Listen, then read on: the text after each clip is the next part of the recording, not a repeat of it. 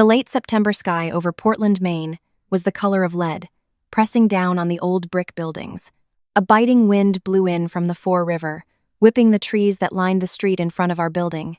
The smell of wet leaves, damp earth, and the coming rain hung in the air, a sure sign of the nor'easters the coast was known for. A big one was churning its way toward us. My name is Ann Thompson, and I'm 38 years old. I've been married to Kevin Miller for 9 years, living with his parents in a 3-story building with a storefront on the ground floor. That store is AK Home Appliances. Before we got married, I had managed to save $14,000. On our wedding day, my parents gave me a private gift of gold worth about $15,000. When we decided to expand the business, my parents loaned us another $20,000, complete with a formal loan agreement and a record of the wire transfer. The business is a sole proprietorship in my name. I handle the books and all the payments. Kevin is in charge of sourcing inventory and dealing with our suppliers. Trusting my husband completely, I authorized him to handle certain transactions on my behalf. Kevin's younger sister, Jessica, who is 4 years my junior and has a husband and child of her own, manages our inventory and online orders.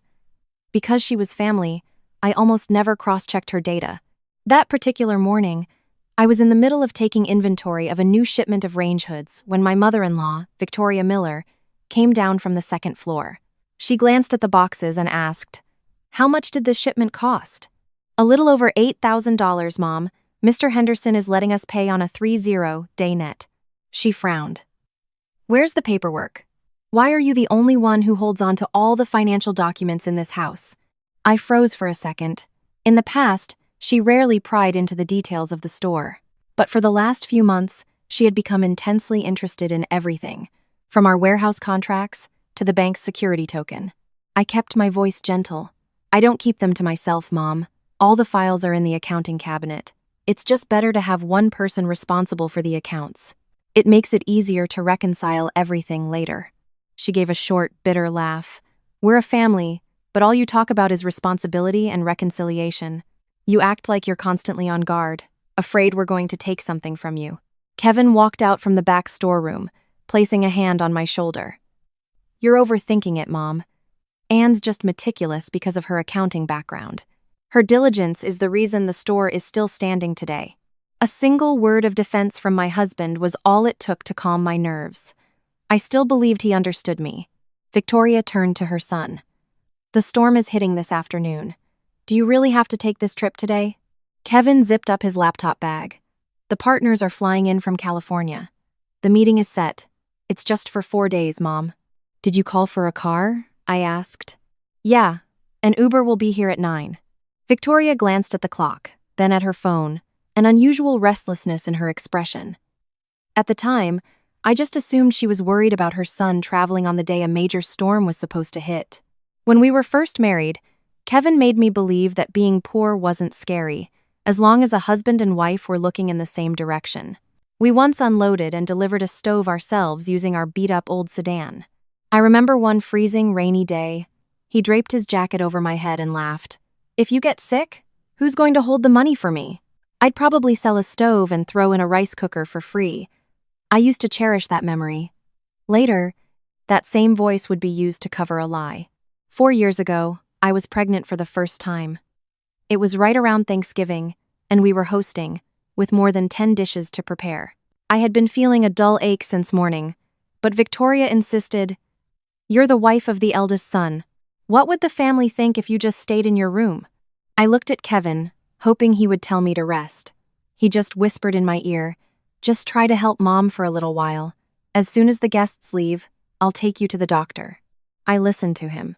That evening, I started bleeding and had to be rushed to the hospital. We lost the baby.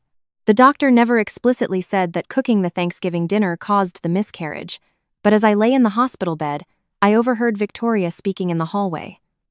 "Well, she's still young. She'll be more careful next time. Kevin is our only son. He can't be without an heir to carry on the family name." I turned my face to the wall, biting my lip to keep from crying out. After that, my health declined. I went through multiple treatments, but the happy news never came again. In the beginning, Kevin would hold me and say, "We can still have a good life, even without children. I married you. not your womb. I held on to those words for years. Every time my mother-in-law made a passive-aggressive comment about grandchildren, I would use my husband's words as a shield to comfort myself. Then, about 8 months before everything unraveled, Kevin began to change.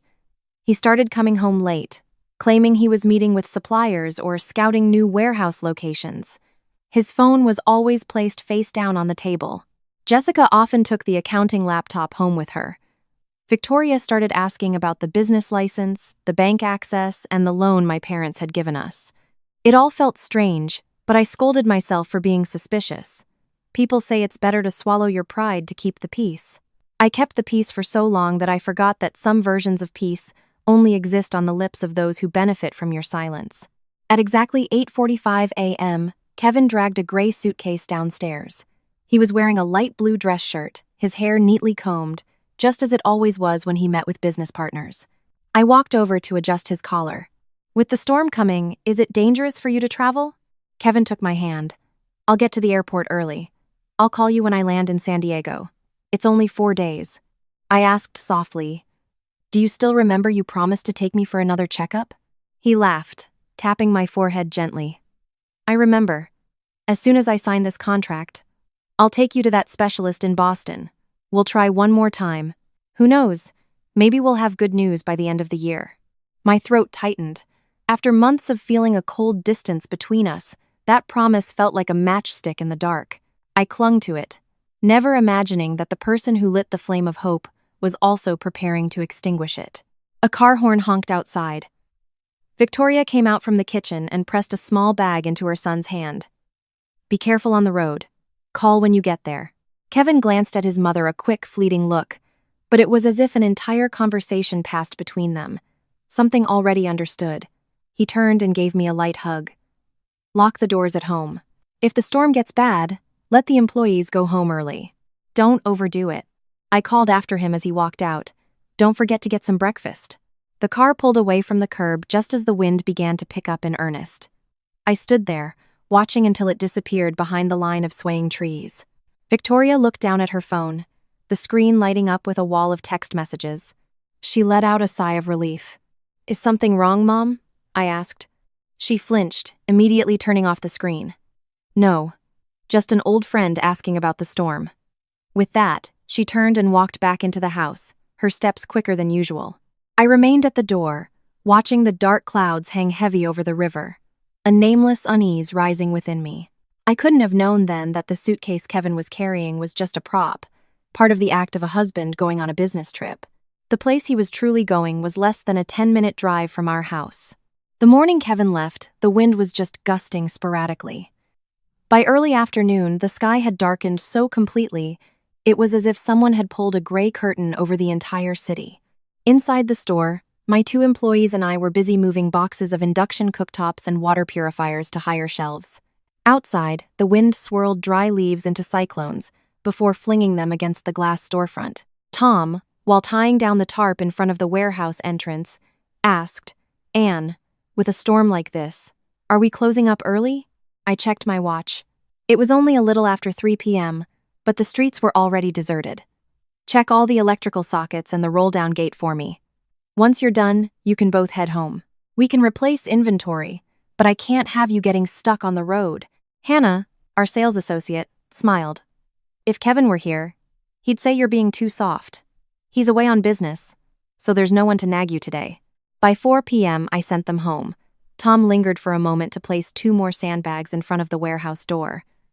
If the water starts rising, just call me, he said. You go worry about your own family. I'll be fine here on the 3rd floor. I closed the heavy metal gate behind him. The sound of metal hitting concrete echoed in the now empty space, making the large house feel unnervingly desolate. My father-in-law, Mr. Miller, had gone to a neighboring county the day before for a family reunion. Around 5 p.m., he called, his voice barely audible over the sound of pouring rain. Anne, they're closing the bridge. Looks like I won't be able to make it back tonight. It's okay, Dad. You stay safe over there. I can handle things here. He hesitated. Where's your mother-in-law? I thought she was upstairs. She told me this morning she had to go out this afternoon. The line crackled and then went dead. 10 minutes later, Victoria came downstairs, already in a raincoat and holding a cloth bag. I was surprised. "Mom, where are you going in this weather?" "Barbara just had an emergency appendectomy. There's no one to look after her, so I'm going to spend the night at the general hospital. The storm's about to hit full force. Maybe you should wait until morning." She scowled. "Someone's lying in a hospital bed, and you're talking like it's a casual visit. I've already called a cab. I just need you to lock up tight and don't open the door for any strangers." A taxi arrived just as the rain became a downpour. I found it odd because the general hospital was on the north side of town, but the car turned in the direction of the maternity hospital. I told myself the driver was probably just taking a route to avoid the flooded streets. Just then, Jessica called. "Anne, I can't make it over to check inventory tonight. My son has a fever." "Is it a high fever? Do you need me to bring over some medicine?" "No, that's okay. My husband already bought some." In the background, I could hear the sound of a metal door closing and someone saying, "Take this elevator." Before I could ask, she ended the call. By 7 p.m., water was starting to creep up over the sidewalks. I ate a simple dinner of leftover rice and eggs, listening to the emergency broadcast system on the radio, urging residents to stay off the roads. I texted Kevin to ask if he had arrived safely. 15 minutes passed before he replied. "Just got to the hotel. Having dinner with the partners now. You should get some sleep." Around 9 p.m., the power flickered, and then went out completely. Our small generator was only powerful enough to keep the security cameras and a few emergency lights on. I took a flashlight and went down to the first floor to check the warehouse door. The wind howled through the cracks, a long, whistling moan. The large sign hanging over the entrance was rattling violently. As I dragged another sandbag to brace the door, I heard a sound from the front gate. Thump, thump, thump. At first, I thought it was a tree branch hitting the iron bars, but the sound stopped for a few seconds and then returned, more urgent this time. "Is anyone in there? Please, can I just take shelter for a little while?" I stood frozen in the entryway, my mother-in-law's warning echoing in my ears. The security camera feed showed only a blurry figure in the pouring rain. "Who is it?" A woman's voice answered, breathless. "I'm a hospital employee. My car broke down. I just need to stand under your awning and charge my phone." I switched on the porch light. In the deluge stood a woman, maybe 35, wearing a dark green raincoat torn at one shoulder. She was leaning against a stalled car, one hand gripping the gate, her right foot held gingerly off the ground. I was still hesitant. "Do you have any ID?" She pulled a lanyard from a waterproof pouch and passed her ID card through the bars. It read, "Sarah Davis, Labor and Delivery Nurse, Portland Maternity Hospital." I studied the face on the card carefully. "What happened to your leg?" I swerved to avoid a falling branch and slipped on the curb. "I think it's just a sprain. I'm not asking you to stay in my house," she pleaded. "Just let me wait under the awning for someone to pick me up." Just then, the voice of the local emergency response team blared from a patrol car down the street. "Residents are advised to avoid the section of road near the fallen oak tree. The route to the bridge is experiencing severe flooding. Please find a safe place to shelter temporarily." I looked at her stalled car, at her injured foot, and then I unlocked the gate. "Come in, I'll get you some dry clothes." Sarah waved her hand. "No, really, I'll just sit here for a bit. If you sit out there any longer, by morning my store will have a new waterlogged statue out front. Customers will think I've gone into the business of selling lawn ornaments." Sarah managed a weak laugh, though her lips were still purple from the cold. "I'll wash them and get them back to you tomorrow. Don't turn a $100 outfit into a debt of gratitude." While Sarah changed, I put her phone in a bag of rice to dry it out and got the first aid kit. Her ankle was only slightly swollen with a few scrapes. I cleaned the cuts and gave her an ice pack wrapped in a towel. We sat in the dim light of a battery-powered lantern. I made 2 bowls of instant ramen with an egg, some pickled greens, and a sprinkle of fried shallots. Sarah held the steaming bowl, her breath visible in the cold air. "If I hadn't run into you tonight, I probably would have been stuck in my car until morning. You got off your shift late?" The hospital is on high alert because of the storm. We've had several women go into labor early, and their families are all there. I was heading to my mom's to pick up my daughter and then go home, but a tree fell and blocked the road. "Your husband couldn't come get you?" "He works for the power company. He's on call dealing with outages." She paused. "My little girl is 7. She's staying with her grandma tonight." The storm had just happened to strand her on my doorstep. Sarah looked around the store. Have you and your husband owned this appliance store for long? Almost 9 years. We grew up in the same small town outside the city. Where's your husband? Leaving you all alone during a storm like this. He's in San Diego, meeting with business partners. As I said it, I subconsciously glanced down at my hands. She noticed my slight hesitation, but didn't press. A moment later, I found myself saying, "We've been married 9 years, but we don't have any children." She put her chopsticks down. Are you getting treatment? I was pregnant once, but I lost the baby. I braced myself for the usual pitying remarks or the well-meaning advice to just keep trying. Instead, Sarah just said, some people have children but don't know how to be decent human beings. And some people who aren't mothers yet are kinder than half the parents out there. Motherhood isn't a scale you use to weigh a woman's worth. I looked down, pretending to pick at the greens in my bowl to hide the fact that my eyes were welling up. In all my years in this house, no one had ever said anything like that to me. Near midnight, the rain was still hammering on the metal roof of the back storeroom. I made a makeshift bed for Sarah on the long sofa in the living room area, and I lay down on the opposite couch to keep an eye on the front door. A bolt of lightning tore across the sky, its white flash illuminating the room and casting a stark light on the large wedding photo hanging on the wall. In the picture, I was smiling, standing beside Kevin. Sarah, exhausted, pulled the blanket up to her shoulders and closed her eyes. She didn't get a clear look at the man standing next to me. Around 4 a.m., I was jolted awake by the sound of something falling to the floor. Outside, the rain had lessened, but the wind still shrieked through the doorframe. The battery-powered lantern on the table was down to its last bar, its weak yellow light making the room feel even colder. I sat up. Sarah? I whispered. There was no answer. I walked into the main living area and saw a glass tumbler lying on its side on the rug, a dark stain of ginger tea spreading across the fibers. Sarah was standing in front of our wedding photo, her arms hanging limply at her sides, her face pale as a ghost. I looked at her, then followed her gaze. In the photo, I was wearing a traditional red wedding dress, and Kevin stood beside me, one hand resting on my shoulder. The picture had been hanging there for 9 years. I was so used to it, I barely even noticed it anymore. What's wrong? Sarah turned, her lips moving, but no words came out. I stepped closer. Is your ankle hurting? Are you feeling dizzy? She shook her head, her eyes still fixed on Kevin's face. Anne, the man in this picture, is he your husband? I found the question so bizarre that I laughed. It's a wedding photo. If he's not my husband, is he a customer? My attempt at a joke fell flat in the silent room. Sarah swallowed hard. What's his name? Kevin Miller. How old is he? 40. Why are you asking so many questions? Sarah moved closer to the photo, as if to confirm she wasn't mistaken. Does he have a small scar near his right eyebrow? I stopped short. The scar was tiny, almost invisible unless you were standing very close or knew about it beforehand. Kevin got it from a bike accident in high school. The stitches were hidden by his eyebrow. I spoke slowly. Have you met my husband before? Sarah didn't answer right away. She bent down to pick up the falling glass, but her hand was shaking so much she almost dropped it again. I took it from her and set it on the table. If something's wrong, just tell me. She took a deep breath.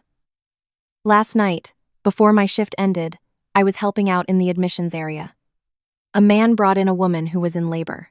I can't be 100% sure just from a photo, but he looked a lot like your husband.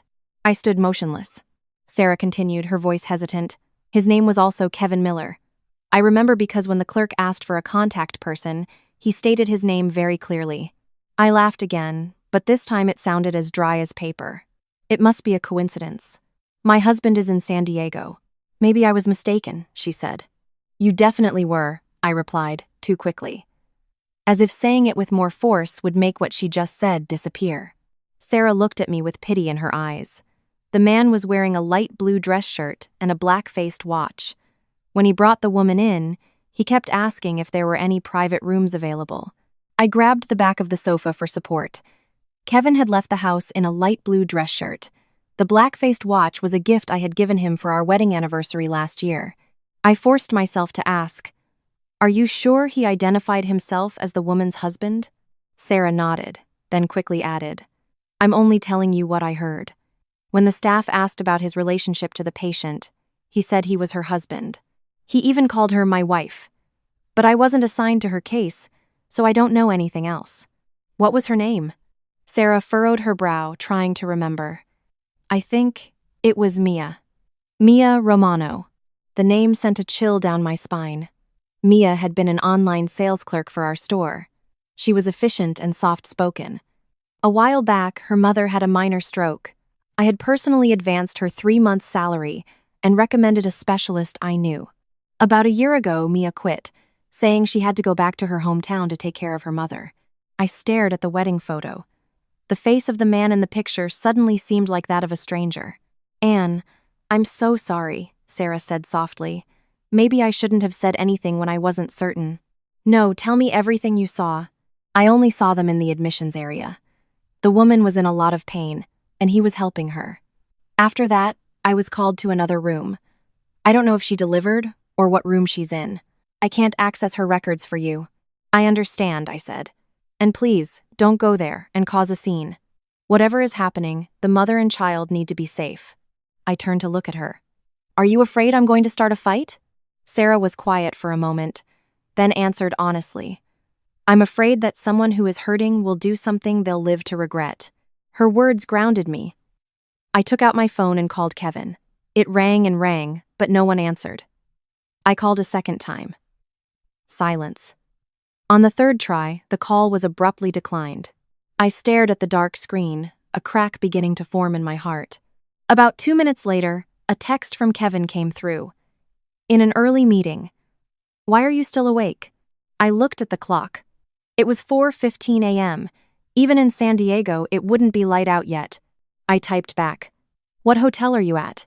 The message showed as read, but he didn't reply immediately. A minute later, he sent a photo taken through a glass window.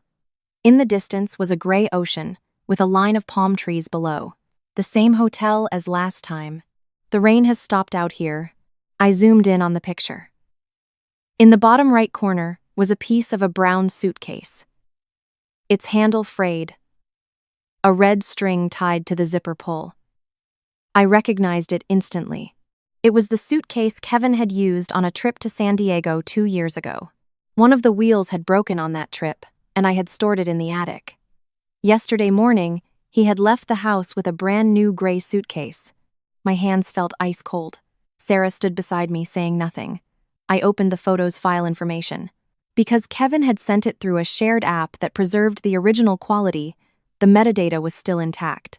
The photo was taken 2 years ago, during the same business expo he had attended in San Diego. I sank onto the sofa. For 9 years, I had thought that a husband and wife could be poor, they could struggle, but they should never lie to each other. Yet, the man I trusted most had just used an old photo to fabricate an entire business trip. Sarah poured me another glass of water. You should call a family member to come stay with you. I don't want my mom to know yet. You should at least have someone here with you. I shook my head. I need to know the truth first. If I don't see it with my own eyes, I'll keep finding excuses for him. Sarah sat across from me, her voice softer. Then promise me one thing. Don't go there to humiliate anyone. You're going to verify, not to retaliate. I clutched my phone tightly. I promise. Outside the window, the rain began to taper off, and a pale sliver of light appeared at the end of the street. I stood before the wedding photo for a long time. In the frame, I was smiling brightly. Kevin was leaning his head toward me, like a husband completely devoted to his wife. Suddenly, I didn't recognize my own smile anymore. I asked Sarah one last time, "Are you sure her name was Mia?" She nodded. I opened my chat with Kevin again. His last message was still there, so casual it was chilling. The rain has stopped out here. Meanwhile, just outside my door, the rainwater was still flowing in streams, carrying with it fallen leaves and mud. If a person could lie about the weather, about where he was standing, what else couldn't he lie about? This time, I no longer had the strength to tell myself it was just a coincidence. I didn't go straight to the hospital. Perhaps a few years ago, I would have rushed out into the storm, crying and screaming my husband's name. But after 9 years of living in a house where my feelings were always treated as a minor inconvenience, I had learned something. When you've been betrayed, the first one to lose their composure is usually the one who ends up in the weaker position. I wiped my face and pulled the store's shared tablet closer. It was mainly used for tracking orders, booking delivery services, and checking customer messages. Kevin had logged into multiple accounts on it and forgotten to log out. Sarah sat opposite me, watching as I opened one app after another. "What are you looking for?" "I don't know yet, but if he lied about going to San Diego, there must be something else that doesn't add up." Kevin's Uber account was still logged in. I opened his ride history. At first, it was all familiar addresses. The main warehouse, our suppliers' offices, restaurants where he entertained clients. But as I scrolled further back, one address started to appear repeatedly. The Min Chow apartment complex, less than a mile from the maternity hospital. I clicked on each trip. One was at 9 p.m. on a night he claimed he was having dinner with Mr. Henderson, our supplier. Another was close to 11 p.m., when he had told me he was at the warehouse doing inventory. There was another one during lunchtime, when he had texted me about meeting a client from out of state. In total, over the past 7 months, that address had appeared more than 20 times. Sarah asked gently, "Do you know anyone who lives there?" I shook my head. "No, but I think I'm about to." I opened the browser's search history. Many entries had been deleted, but the browser had saved some recent suggestions. Private delivery room cost, establishing paternity for a child born out of wedlock, 2-bedroom apartment near maternity hospital, newborn essentials for baby boy. I stared at each line of text, feeling as if a hand were squeezing my throat. I continued to the synced folder for product photos. All the folders were named with product codes. One folder, named MH32, caught my eye. That code didn't correspond to any product line we sold. I opened it. There were no pictures of appliances inside. The first photo was of an ultrasound. In the top corner was the patient's name, Mia Romano. The second photo was of a man's hand resting on a pregnant belly. The black-faced watch was clearly visible. The third was a picture of Kevin sitting in a coffee shop across from Mia. She was wearing a loose-fitting dress, her hand on her belly. He was leaning forward, smiling. I scrolled to the last picture, an ultrasound image from 32 weeks. Kevin had captioned it, "Just a few more weeks until we meet my son." All the sound in the house seemed to vanish. I didn't cry. I just felt the tips of my fingers go numb. For the past 7 months, while I was diligently taking medication, going to doctor's appointments, and blaming my own body for not being able to carry a child, he was secretly waiting for another child to be born. I vividly remembered the day Mia quit. She stood at the counter, her eyes red, telling me her mother had a minor stroke and needed a caretaker. I had advanced her 3-month salary and even called a doctor I knew to recommend a good rehabilitation center. That day, Mia had held my hand and said, "I'll be grateful to you for the rest of my life." I had smiled and told her that people should help each other in times of need. Thinking back on it now, those words felt like a dull knife twisting inside me. Sarah pushed a glass of water closer. "Take a sip." I picked up the glass but didn't drink. "Do you think I'm pathetic?" "No." She sighed. "I helped her. I trusted my husband. I let my sister-in-law take the accounting laptop home. I even thought my mother-in-law was asking about the paperwork because she was worried about her son." Sarah shook her head. "Trusting people isn't a crime. Using someone's trust to do wrong, that's what's despicable. How long have you worked at the hospital?" 12 years. "Have you ever seen a situation like this before?" Sarah was quiet for a few seconds. "I've seen men bring in one woman for delivery, then get flustered when asked for their identification.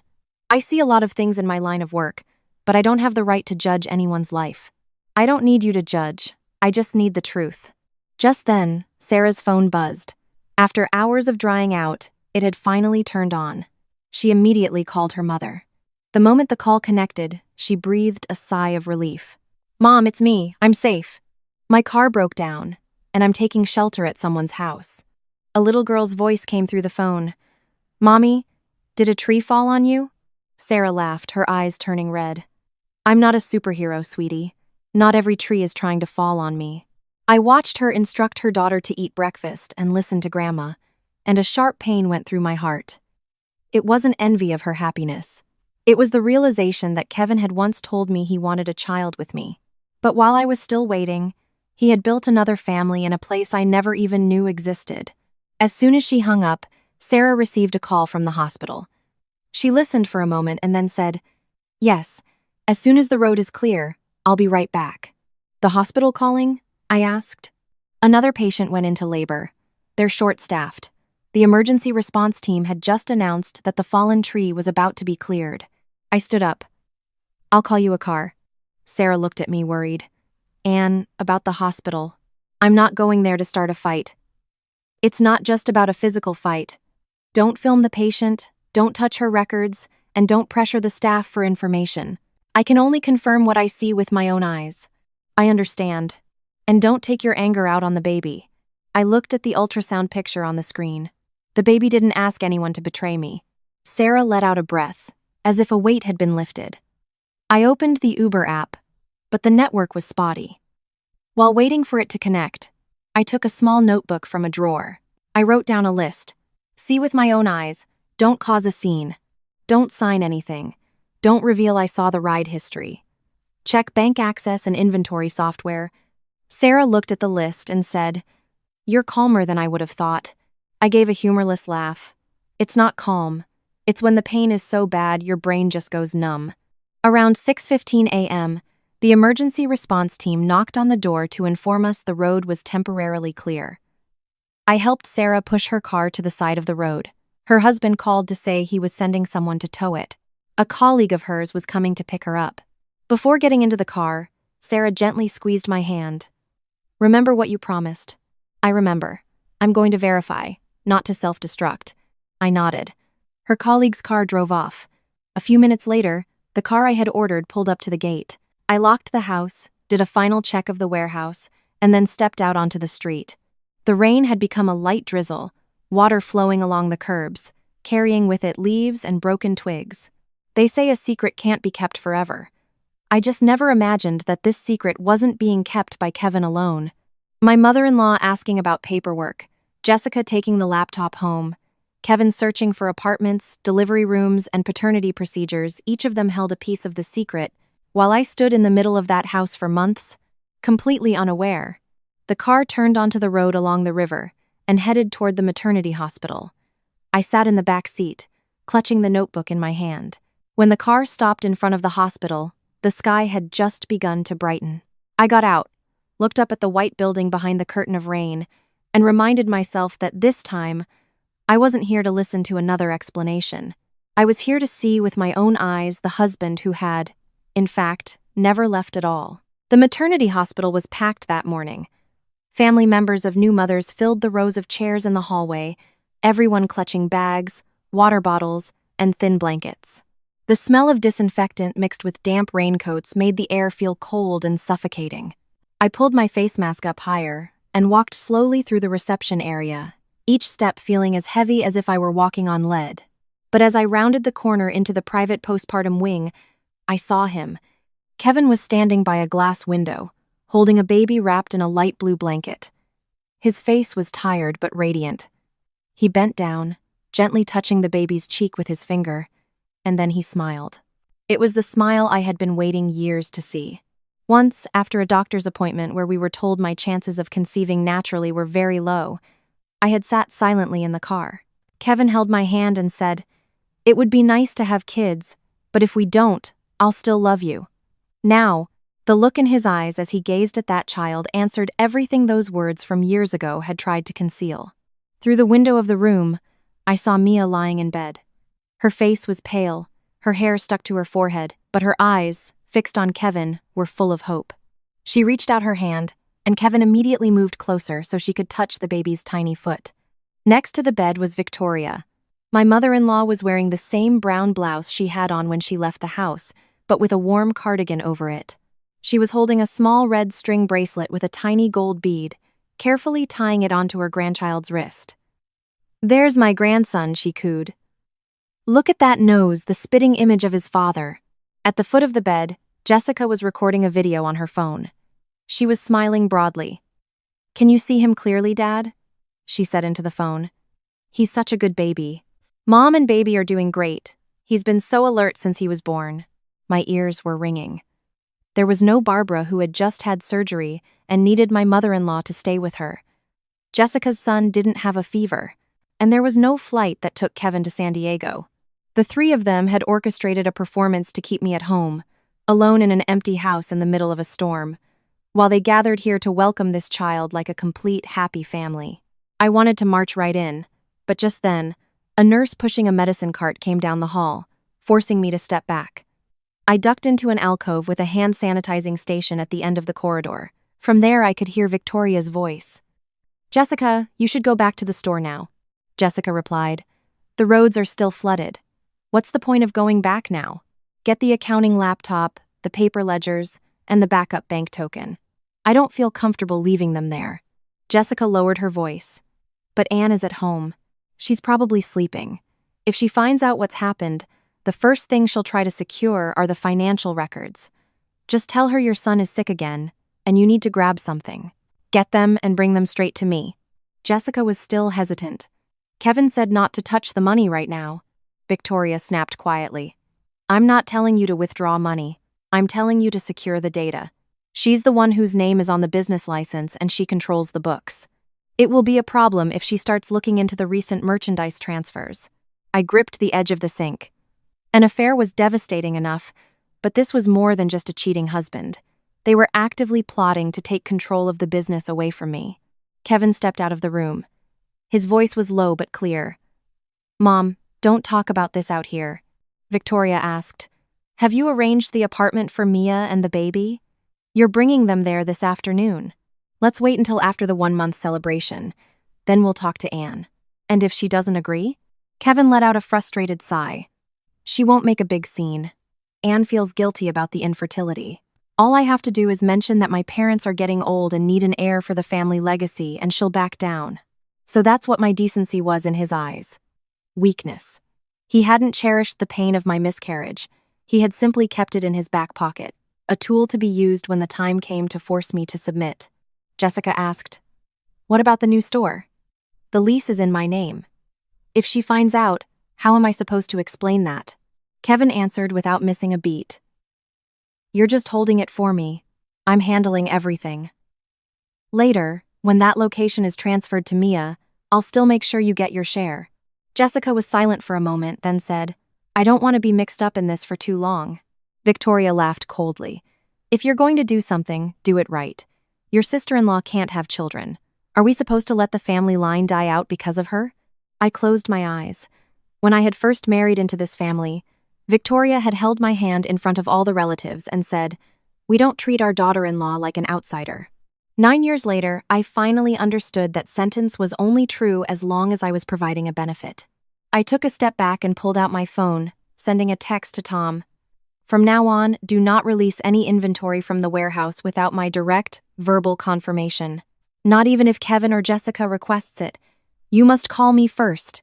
The message showed only one checkmark. The network in our neighborhood must still be down. I sent another text. "Take photos of all current stock. Lock the secondary warehouse door." Still no response. If Jessica got back before me, she could take the laptop, the paper ledgers, and the security token, just as Victoria had ordered. But if I left now, they would continue their charade as if nothing had happened. I needed to look Kevin in the eye and hear him admit the truth himself. I opened my phone's camera, then paused. Sarah's words echoed in my head. "Don't film the patient. Don't cause a scene. Don't take your anger out on the baby." I put the phone back in my pocket.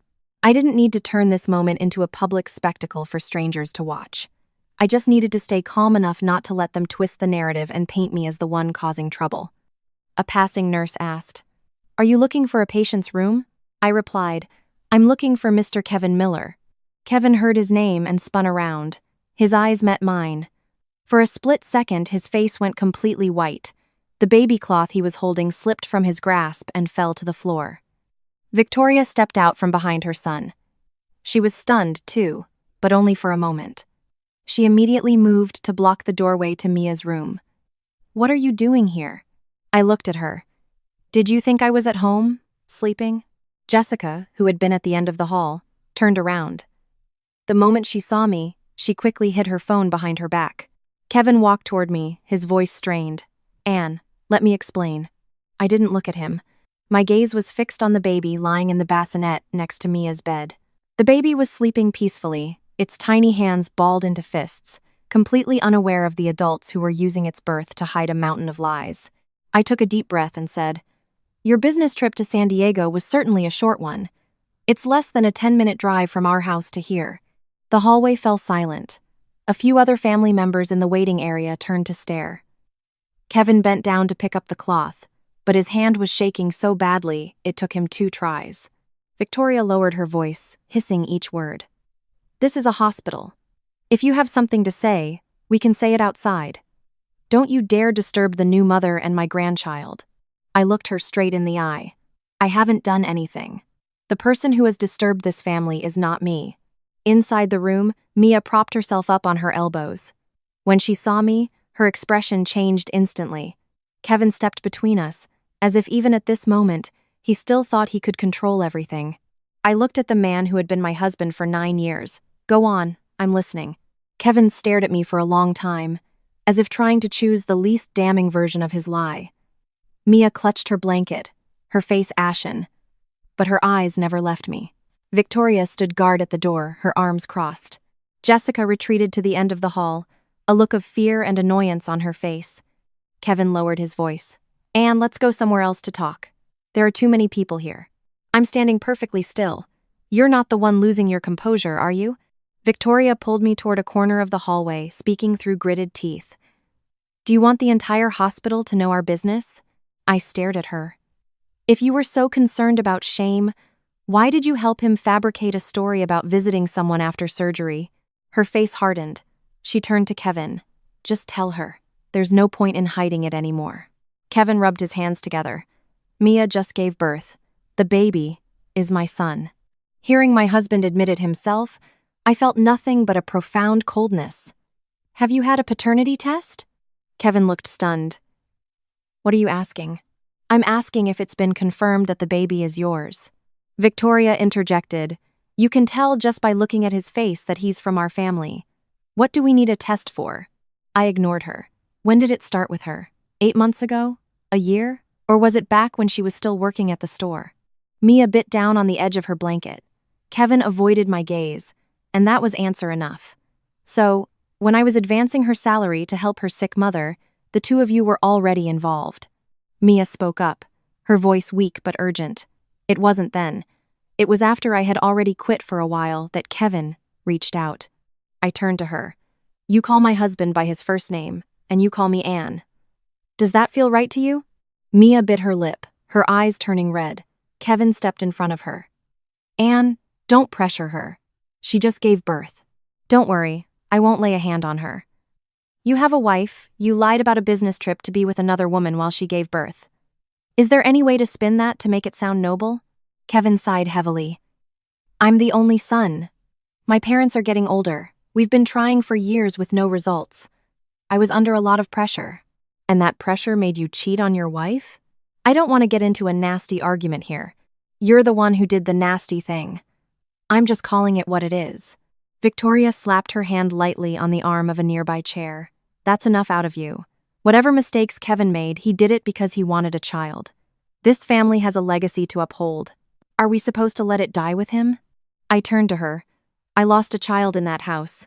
You know that better than anyone." She flinched for a second, then her voice became hard again. "What's the point of bringing up the past? Now, God has blessed this family with a grandson. A smart woman would know how to think about the long term. And what is this long term you're talking about?" She looked me over as if assessing a piece of property that might still have some use. "You are still his legal wife. You're used to managing the store, so you can keep managing it. Kevin will still live at home. Mia and the baby will live in a separate apartment, and he'll be responsible for supporting them." She continued. "Later, when the baby is a bit older, he'll come to live with us. Since you can't have your own, you can think of this as a child sent to you by fate. If you raise him from a baby, he'll still call you Mom. The whole family can live in peace, and no one loses anything." I looked at Kevin. He didn't object. He just stood there, waiting, as if this were a perfectly fair solution. "Is that what you think, too?" Kevin's voice was soft. I don't want to lose you. And I can't abandon my child. If we can just arrange things carefully, we can still save everything. Save what? Our family? The store? Your parents' reputation? I asked. What about my reputation? He fell silent. I turned back to Victoria. You're planning to take her child and give him to me to raise. Have you asked her if she agrees to that? She frowned. The baby has our family's blood. His mother gave birth to him, so she'll always be his mother. No one is taking him from her. Mia pushed herself up in bed. What are you talking about? Kevin promised he would marry me after the divorce. Victoria shot Mia a look. Then her voice became syrupy sweet. You just gave birth, dear. You should rest. Let the adults handle this. Mia looked at Kevin. Tell them. You told me Anne had agreed to a separation a long time ago. I whipped my head around to face her. When did I agree to that? Mia grabbed her phone, opened a social media account, and showed it to me. You even messaged me. You said that you and Kevin were only staying together because of the business. You agreed to take $15,000 and leave after I gave birth. I took the phone. The profile picture was a photo of me. The account name was also Ann Thompson. In the chat history, the person with my name and face was calling Mia sweetie, saying she had accepted that the marriage was loveless. One message read, after you give birth, Kay will transfer the new store location to you. I'll take the money and bow out gracefully. I reread the initials, K. It was how Jessica often abbreviated Kevin's name in the inventory logs. The use of certain slang and the habit of omitting punctuation in some sentences were also very similar to her writing style. I looked up at Jessica. She immediately avoided my gaze. I didn't say anything. A writing habit wasn't enough to prove who created the account. I handed the phone back to Mia. That account isn't mine. Mia shook her head. That's impossible. We've been messaging for months. I don't use that kind of slang, and I have never, ever received any money to give up my husband. Kevin cut in. Maybe you forgot. We were fighting a lot back then. I stared at him. So I forgot creating a whole new social media account, forgot messaging her for months, and also forgot about the $15,000 that never appeared in my bank account? Kevin was speechless. Mia looked from him to Jessica, then to Victoria. The confidence on her face began to crumble, but she still clung to the version of the story that benefited her most. Kevin said you two have been sleeping in separate rooms for a long time. The night before he left for San Diego, his clothes were still in my room. He said it was because you refused to sign the divorce papers. I have never been presented with a single divorce paper. Mia turned to Kevin. But you told me she had already signed them. Kevin's face tightened. Mia, you just gave birth. Don't get worked up.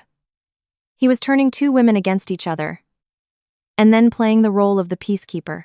I said to Mia, you knew he wasn't divorced, and you continued the relationship. I don't consider you blameless, but that account is fake. Whoever created it, there's a way to find out. Mia lowered her head. After a few seconds, she said in a small voice, I knew he was still married, but he said the marriage was just on paper. I believed him. You chose to believe what was convenient for you. Tears welled up in Mia's eyes. I didn't feel any satisfaction, only a deep sadness that this newborn child was surrounded by adults, each one holding on to a piece of a lie. Kevin grabbed my wrist. Let's go home and talk. I'll explain everything. I pulled my arm away. No need. You should stay here and take care of your new family. Anna, don't overreact. I haven't done anything yet. I looked from Kevin to Victoria, and then to Jessica. From now on, the issues between us will not be resolved with promises. I turned and walked away. From behind me, Victoria called out, if you make a scene, you'll be the one who loses face. I didn't turn back. When I reached the stairwell, I saw the elevator doors closing. Through the final gap, I caught a fleeting glimpse of Jessica's face. She had already left the hallway ahead of me, clutching the large bag she had brought from home. I dialed Tom's number. As soon as he picked up, he spoke in a rush. Anne, Jessica is on her way back to the store. She said Kevin told her to get the laptop and the inventory ledgers. I started running down the stairs. Don't give her anything. Lock the secondary warehouse. I'm on my way back now. I had barely hung up when Tom's name flashed on the screen again. He was breathless. Anne, she's already here. She's saying she's taking the computer and the books on Kevin's orders. Tom, where are you now? I'm in the main warehouse. She's looking for the key to the accounting cabinet. Lock the secondary warehouse door. Don't argue with her, and don't let anyone move any merchandise. I'm on my way. I hung up and tried to call a car, but with the flooding, no drivers were accepting rides. Finally, an older driver agreed to take me if I was willing to go the long way around on the bypass. I got in the car and immediately called the bank. After verifying my identity, the customer service representative said, "Miss Thompson, the business account is active. However, there is a pending transfer awaiting authentication." How much? 4,000 yuan. To what account? A personal account in the name of Jessica Miller. I gripped the phone. Can you cancel it immediately? Because the transfer hasn't been finalized, you can decline to authenticate it. But to change the authorized users and the security token, you'll need to come to a branch in person with the original paperwork. I'm on my way. The driver looked at me in the rearview mirror. Trouble at home, miss? Business trouble, sir. He sighed. When you mix money and family, it gets messy. Muddy water will clear up eventually, but a muddled heart, you have to look very carefully. I went to the bank first. My clothes were damp, my hair was a mess, but my mind was clearer than it had been in years. I presented my ID, the business registration documents, and all the necessary verification information. A bank manager escorted me to a private office. You're requesting to revoke the transaction authority previously granted to Mr. Kevin Miller, is that correct? That's correct. I also want to change the authentication method and review all transactions for the past year. She explained that the bank couldn't unilaterally freeze funds just because of a marital dispute, but they could process changes to authorizations and security devices based on a valid request from the account holder. I understand. I'm only asking for what is within my rights. After nearly 40 minutes, Kevin's transaction authority was terminated. The unauthenticated $4,000 transfer expired. I changed the password, linked the authentication codes to a new device, and signed up for notifications for every single transaction. Before I left, I requested a printout of the last 8 months of statements. I was back in a car and heading to the store in 10 minutes. As we turned onto our street, I saw a moving truck parked at an angle in front of our warehouse. 2 men were carrying a box of range hoods onto the truck. I threw the car door open and ran toward them. "Stop!" The driver startled, setting the box down. Jessica was standing under the awning, holding a clipboard. The moment she saw me, her face darkened. "What are you doing back here?" I shot back. "This is the store that is legally in my name. Did you think I wasn't allowed to come back?"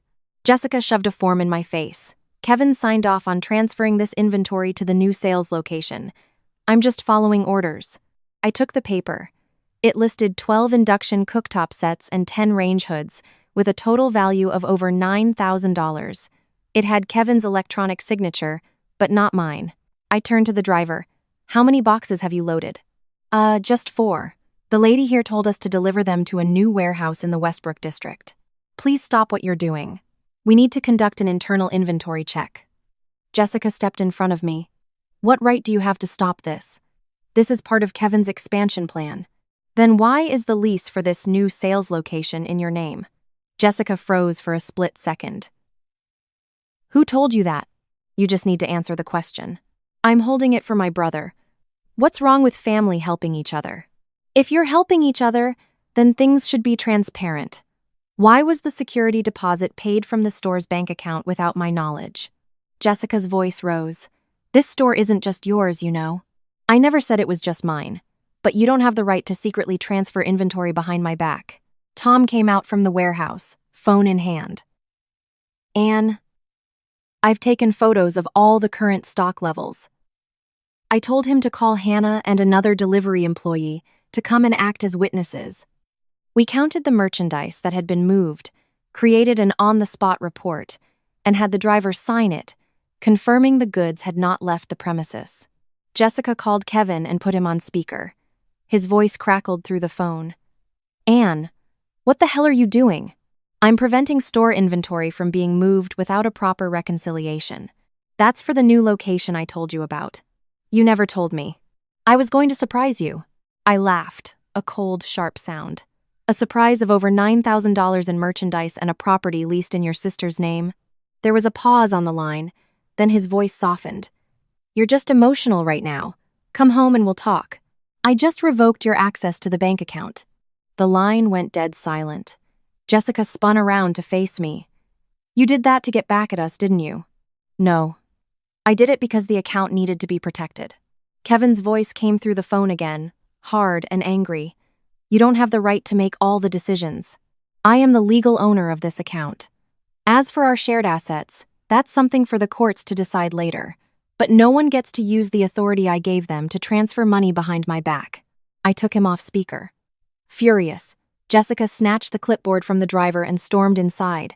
As she turned her back, I saw the large bag containing the accounting laptop. Leave the laptop here. Jessica clutched the bag protectively. Kevin bought this computer. It has the store's accounting data on it. You can't take it. If you want to stop me, call the cops. I didn't try to grab it from her. I just took out my phone, clearly recording the time and location, and said aloud, Jessica Miller is currently leaving the store premises with a laptop containing the business's accounting data, despite being instructed to leave it by the legal owner of the business. Tom and Hannah are present as witnesses. Jessica's face went pale. You're recording me? I'm documenting an event. I'm not posting it online. You can take it, but don't say I didn't warn you. She hesitated, then slammed the bag down on the counter, taking only her phone before storming out. After the truck left, Tom and I opened the inventory ledger cabinet. Many of the recent files were gone, but I found an old, forgotten logbook wedged behind a drawer. I started cross-referencing product codes. At first, the discrepancies were small, a few stoves, a couple of water purifiers. But the further back I went, the larger the numbers grew. Inventory had been systematically siphoned off over the past 3 months under various pretexts.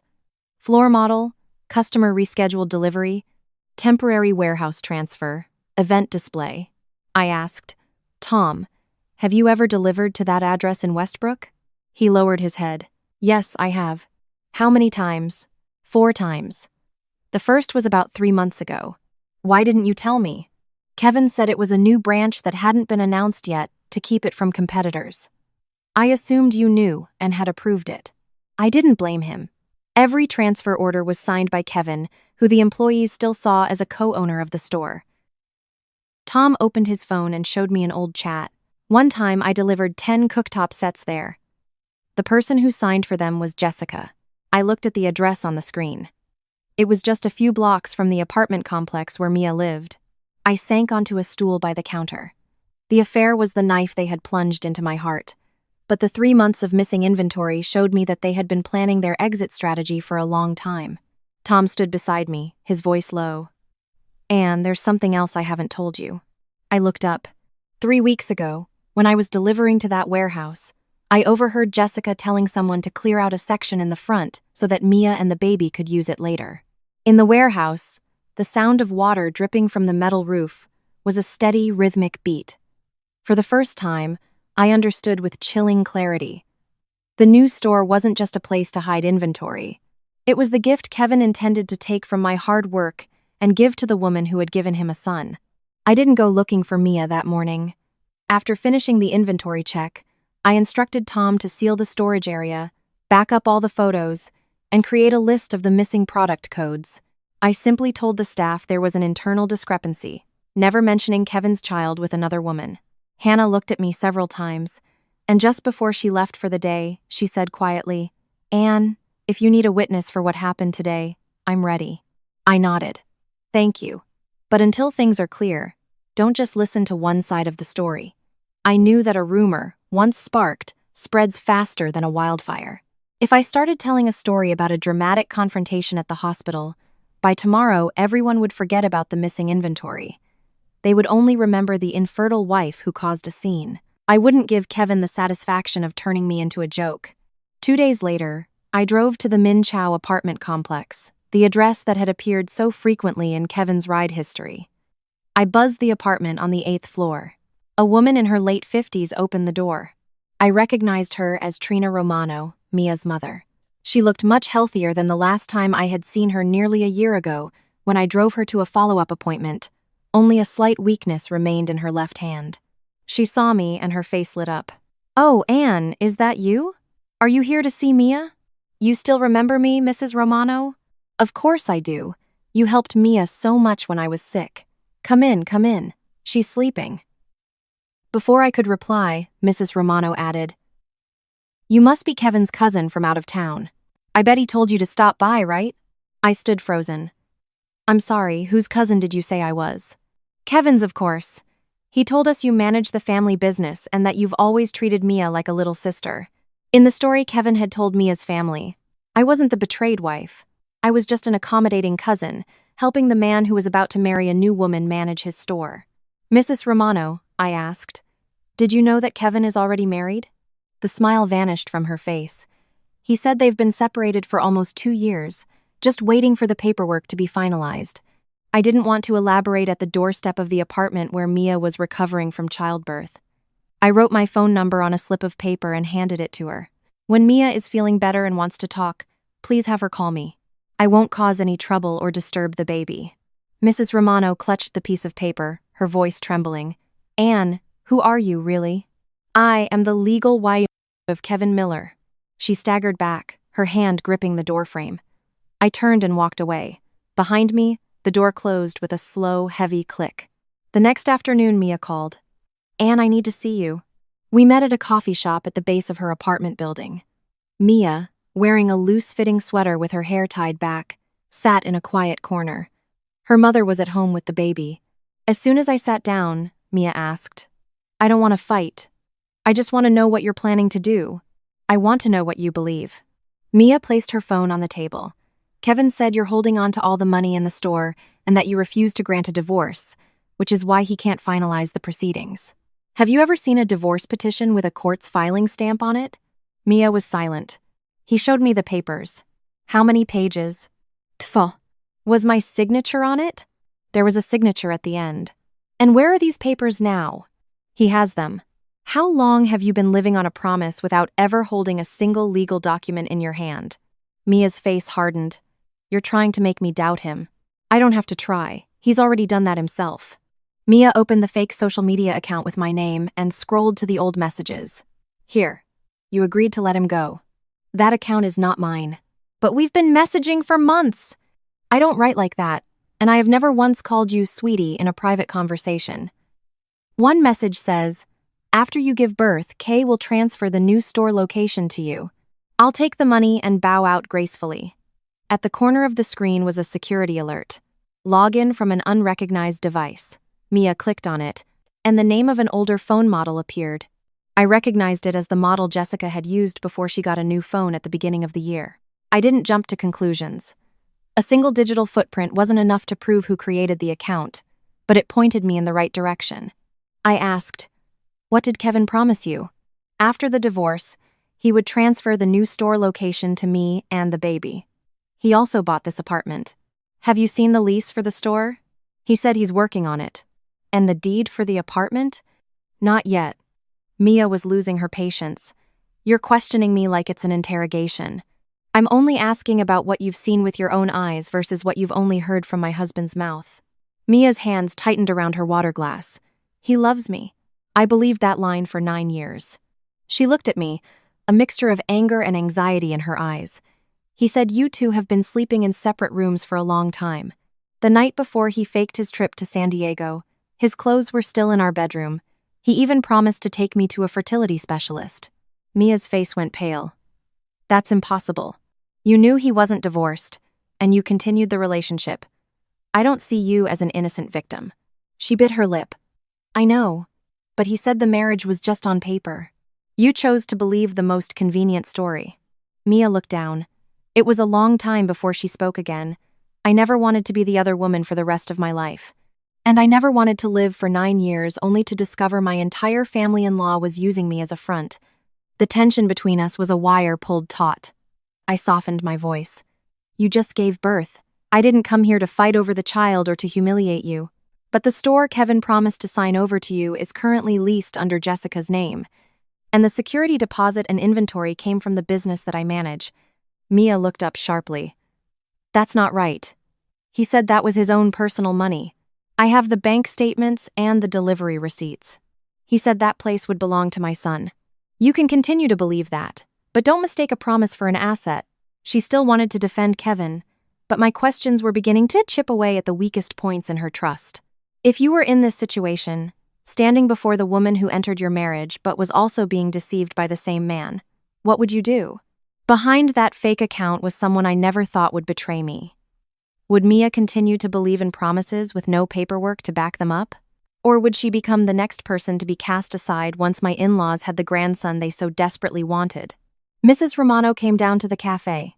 In front of her mother, Mia allowed me to take screenshots of the chat history.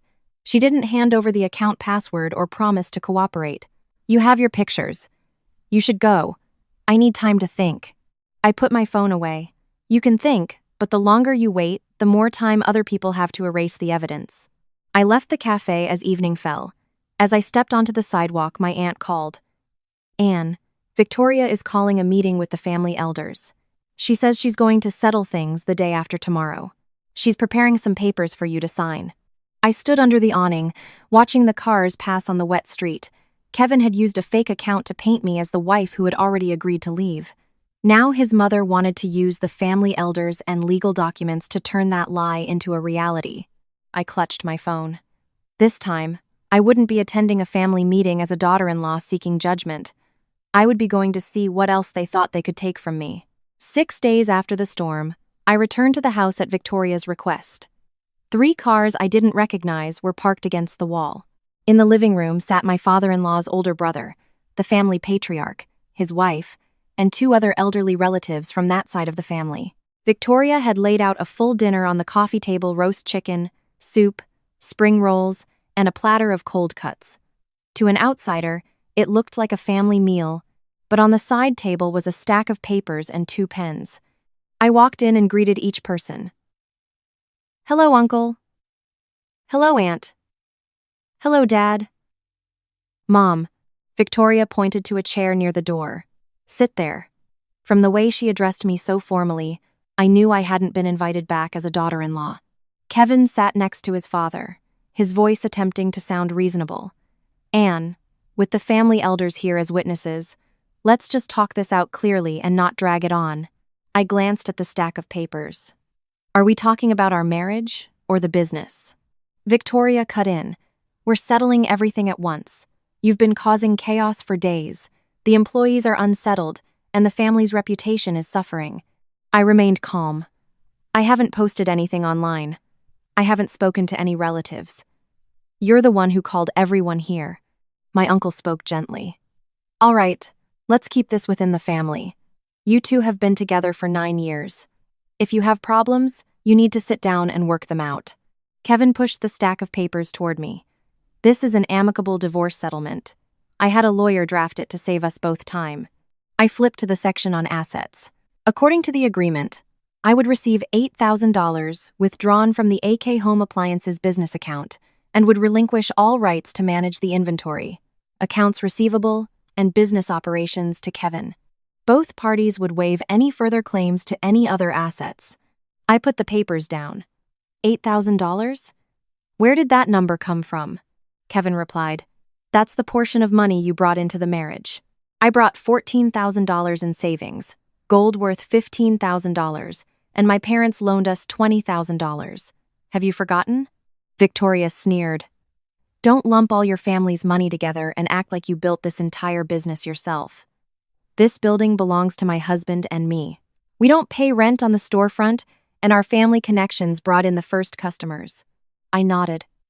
"The building belongs to you and Dad. I have never disputed that.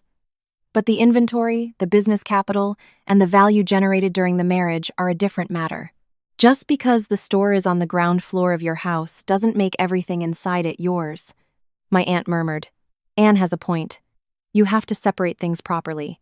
Victoria shot her a glare and pulled out another piece of paper. "Then what about this debt?"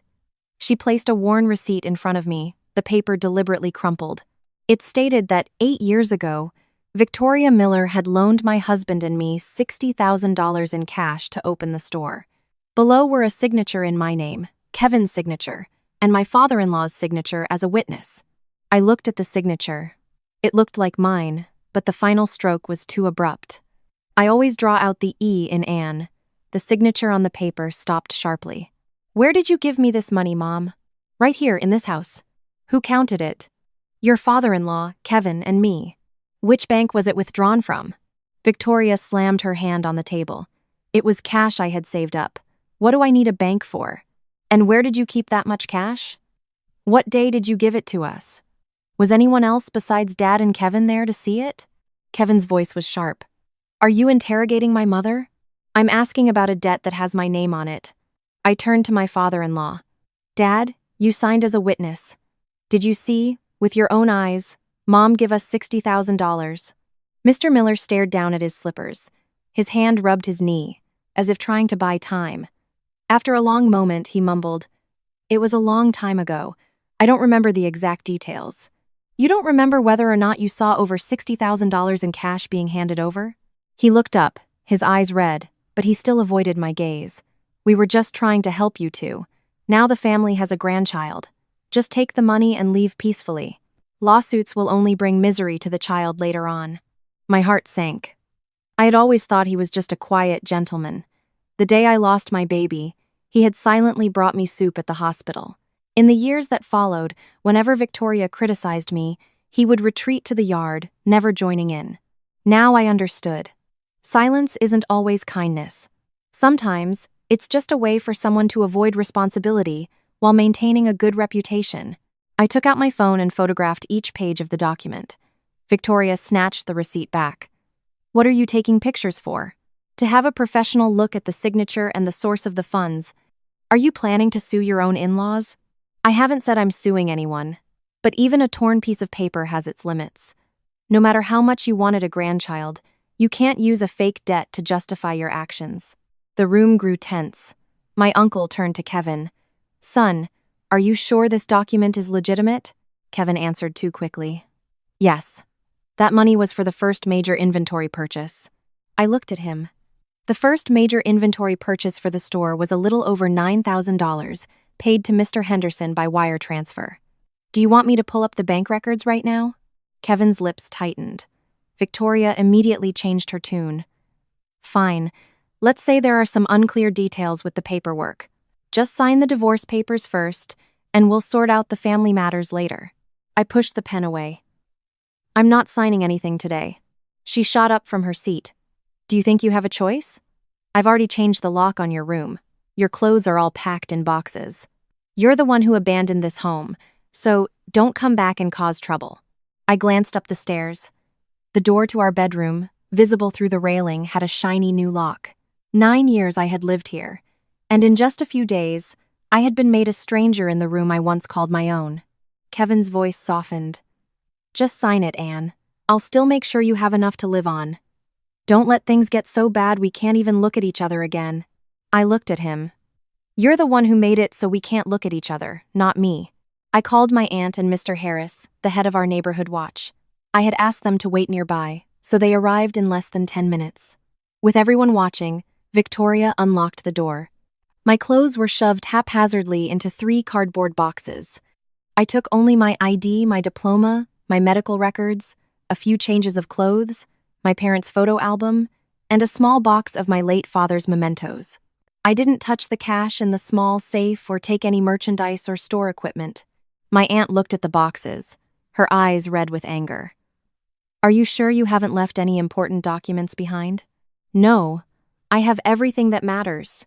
Victoria stood in the doorway. Take all your junk with you. Don't come back later and say we kept something of yours.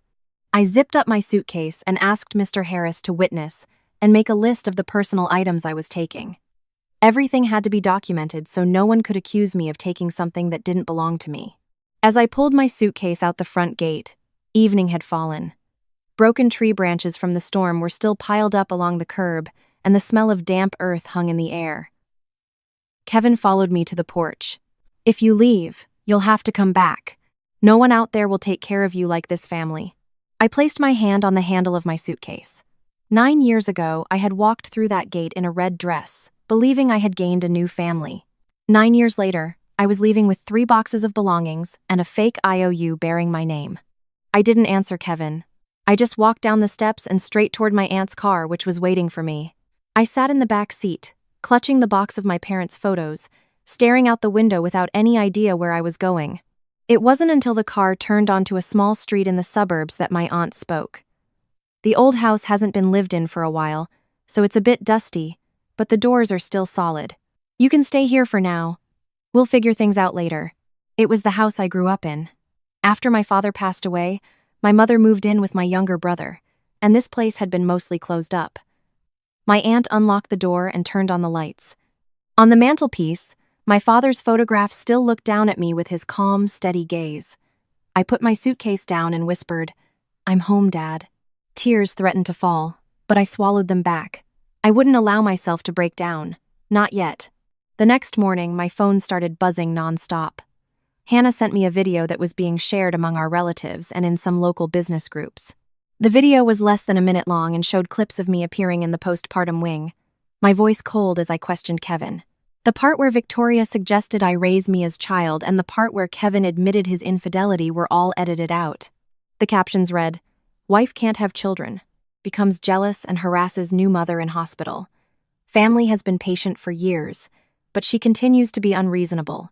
Less than 10 minutes later, a supplier called. "Anne, Kevin just informed us that you're unwell and will be stepping back from the store for a while. We have a new shipment coming in. Who should we be dealing with now?" I asked. "Did he send that in writing, or just say it?" "It was a message in our partner group chat. He said you were undergoing psychological treatment. I have never received any such diagnosis. Please hold off on any changes until you receive a formal, legal notification." Before I could even put the phone down, I received a text from one of Kevin's relatives.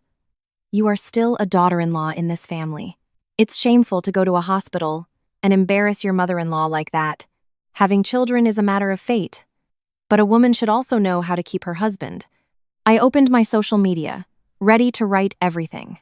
I wanted to post the picture of Kevin holding the baby, the ride history, the fake messages, the fraudulent IOU, everything they had done.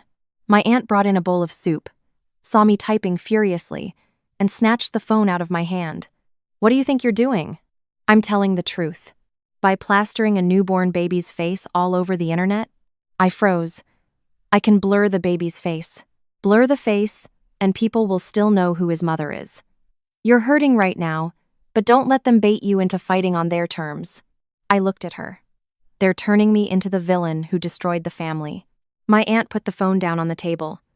"So, do you want to win with the mob's insults or with evidence?" I was silent. That afternoon, my aunt took me to see a lawyer, an old friend of hers named Susan Chen. Susan listened to my entire story from beginning to end, occasionally stopping me to ask for dates, names, types of documents, and who was present. When I finished, she didn't offer immediate comfort. She took a blank sheet of paper and drew 3 columns. "You need to separate your case into 3 parts. First, the marital relationship. Second, the assets inventory, accounts, and capital contributions. Third, any evidence related to forged documents, fake accounts, and the illicit transfer of funds and data." I asked, "Can I get the store back?" At this stage, no one can claim the store belongs entirely to one party. The fact that the business is registered in your name is a significant factor. But for assets acquired during the marriage, we'll need to verify the source of funds, labor contributions, and financial obligations. As for the house, it belonged to your in-laws before the marriage, so that must be kept separate. Don't mix the house with the business assets. Both sides can easily exploit that confusion to overstate their claims. I showed her the edited video. She watched it and put the phone down. "Don't respond online. But if I stay silent, everyone will think they're right." Silence doesn't mean surrender. It just means you're not going to fight the battle on the battlefield they've chosen. She advised me not to publicize images of the child, not to insult Mia, and not to make public accusations of criminal activity. Anything related to the hospital, bank accounts, signatures, or transactions had to be collected and verified properly. "So, what's my first step?" I asked. "Preserve the data." Susan wrote a list. Bank statements, delivery histories, inventory logs, the lease for the new location, proof of my personal funds from before the marriage, the real loan agreement from my parents, login data for emails and messages, and a list of direct witnesses.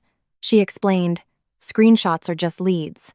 For them to have legal value, you need to preserve the original device, timestamps, account information, and how the data was obtained. And don't try to access anyone else's computer without authorization. I nodded. What about the inventory being moved? You can petition the court for a temporary restraining order on the assets if you have sufficient grounds, but you cannot unilaterally declare a freeze or seize assets that are not clearly under your sole control. And what if Kevin tells everyone I'm mentally unstable? Then he is responsible for what he says. You don't need to run around proving you're sane by arguing with every single person. She looked at me for a long time and said, "The most dangerous thing right now isn't what they're saying. It's you getting so angry that you do something that devalues your own evidence." On the way home, I drafted a short, formal notice and sent it to all our employees and business partners. I, Ann Thompson, am still the legal owner of AK Home Appliances. All changes regarding transactions, deliveries, management authority, or payments will only be executed with a valid, written document signed by me. All parties are requested to preserve all related data and to pause any unusual requests until they can be officially verified. I didn't mention the affair, the baby, or the fact that I had been kicked out of my own home. A few suppliers called back to confirm they would suspend any transactions based solely on Kevin's verbal requests. That night, my aunt went home, leaving me alone in the old house. I opened my mother's wooden closet, took out an old quilt, and spread it on the bed. On the wall, the pencil marks where my father had tracked my height as a child were still visible. I reached out and touched the line from when I was 12. It was only then that the strength I had been holding onto finally gave way. I sank to the floor and cried until I couldn't even hear the sound of the light rain outside. I cried for the child I couldn't keep, for the 9 years I had spent blaming myself, and for the man who had promised he didn't marry me for children, only to use that very pain to justify his betrayal. But the next morning, I washed my face, tied my hair back, and opened my laptop. I created a spreadsheet, following Susan's instructions. Each transaction was logged with the date, recipient, purpose, corresponding invoice, and the related inventory. After 3 hours of review, a pattern began to emerge. The amounts were never huge, broken down into small payments over many months, but the recipient was always the same, Jessica Miller. I stared at my sister-in-law's name on the screen. My heart no longer ached with the shock of surprise. This time I just felt a cold clarity, as if another door to the truth had just swung open. The next morning, I printed out the entire 8 months of bank statements and spread them across my parents' old dining table. I used a red pen to mark the recipient, a blue pen for the transaction description, and then cross-referenced everything with the old inventory log. At first, the numbers were just disparate data points, saying nothing. But when arranged chronologically, a clear and chilling pattern emerged. $300 for online advertising, $500 for shipping costs, $800 for order payment, $1,000 for inventory advance. All of it was transferred to Jessica Miller's personal account. The payments were small, never large enough to raise a red flag. Looking at a single transaction, anyone would assume it was a normal business expense. But added up over 8 months, the total exceeded $18,000. I called Tom. "Do you still have the messages from Kevin about the inventory transfers?" "Yeah, I have some of them. I don't usually delete work messages. Can you take screenshots for me? Don't edit them or crop out the timestamps."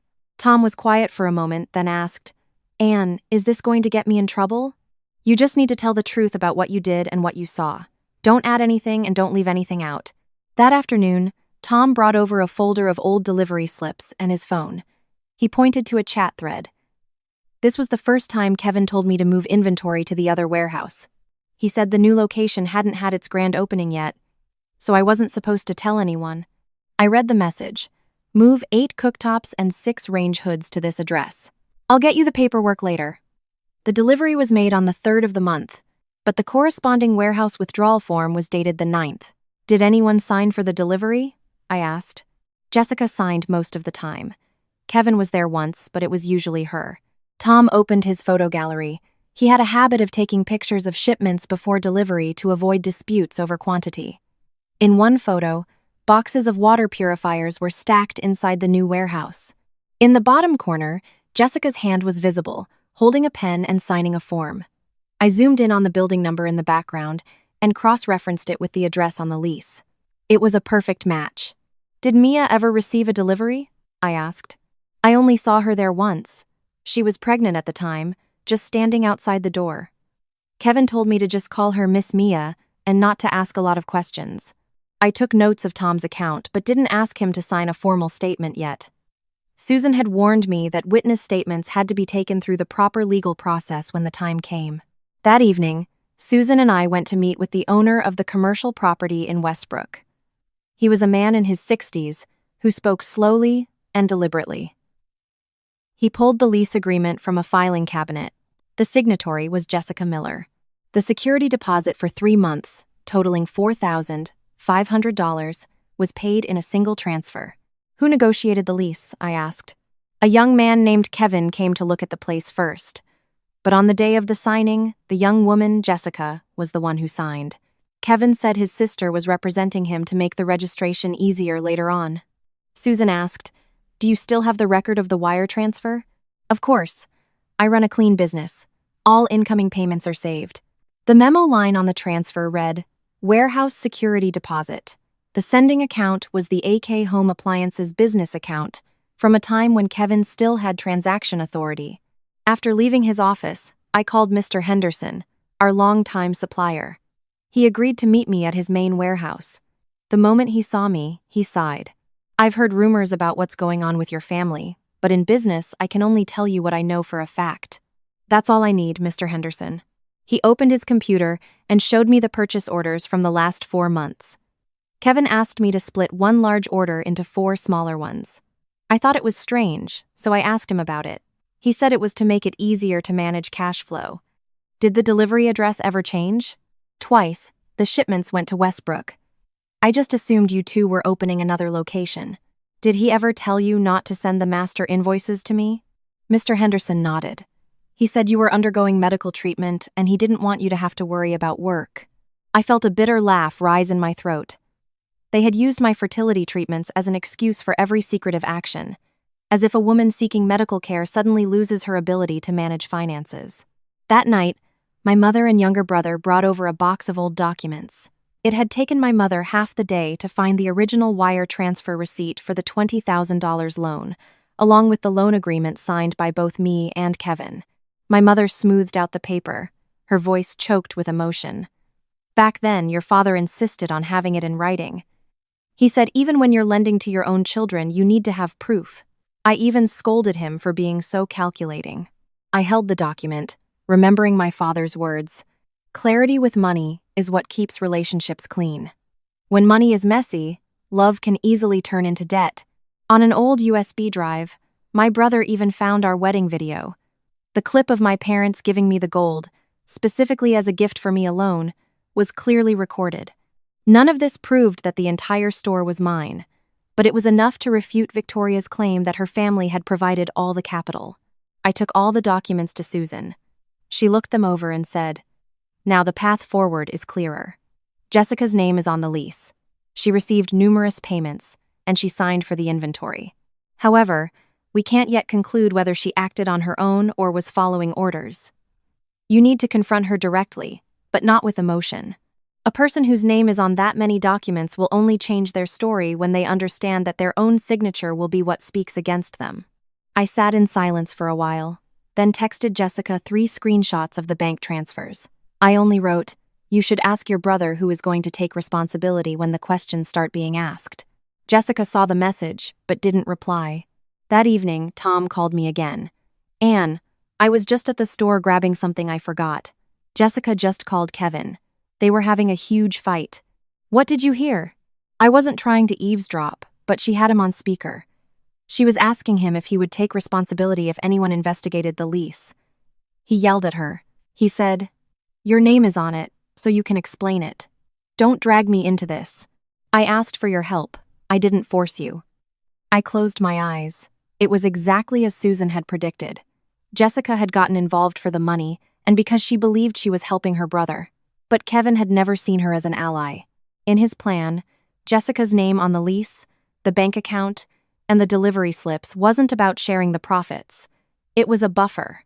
If everything went smoothly, he got a new store. If he got caught, Jessica had the clearest motive. Her husband was in debt. The next morning, Jessica called me. Her voice was no longer sharp and angry like it had been at the store. What do you have?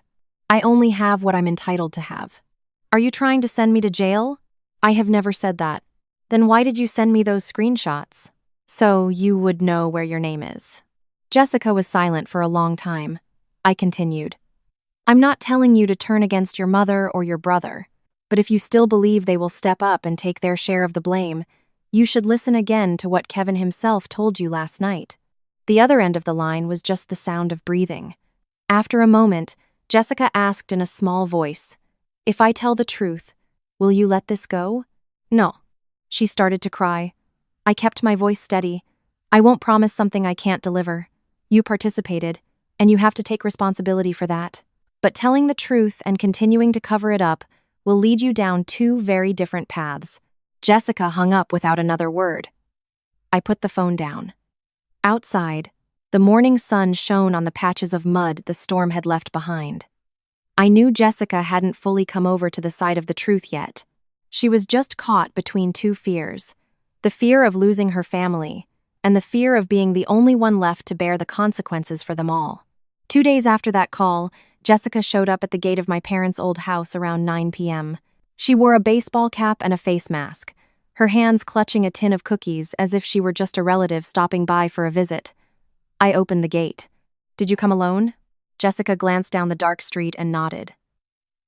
"Let me in. I don't want anyone to see me." Eh? Jessica glanced down the dark street and nodded. In the living room, lit by a single dim lamp, Jessica perched on the edge of the sofa, her hands clasped tightly.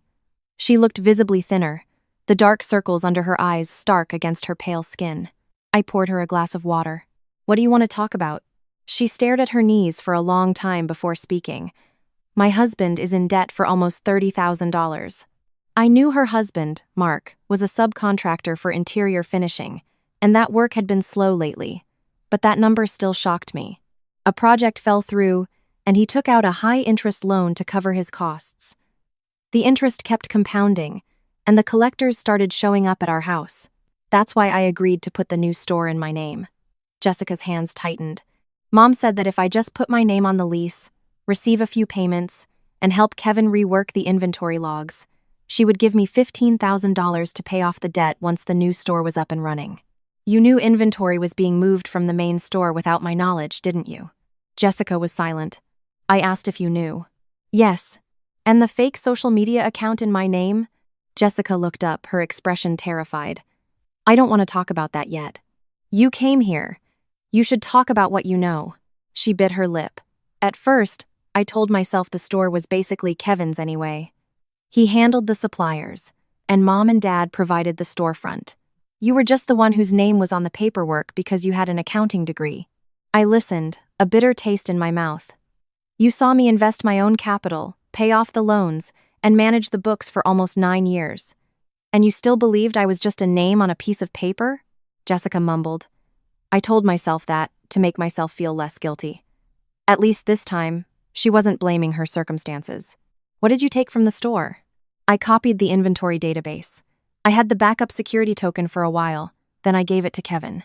As for the doctored inventory records, Kevin would text me the product codes and quantities, and I would create a backdated form, marking them as floor models or temporary warehouse transfers.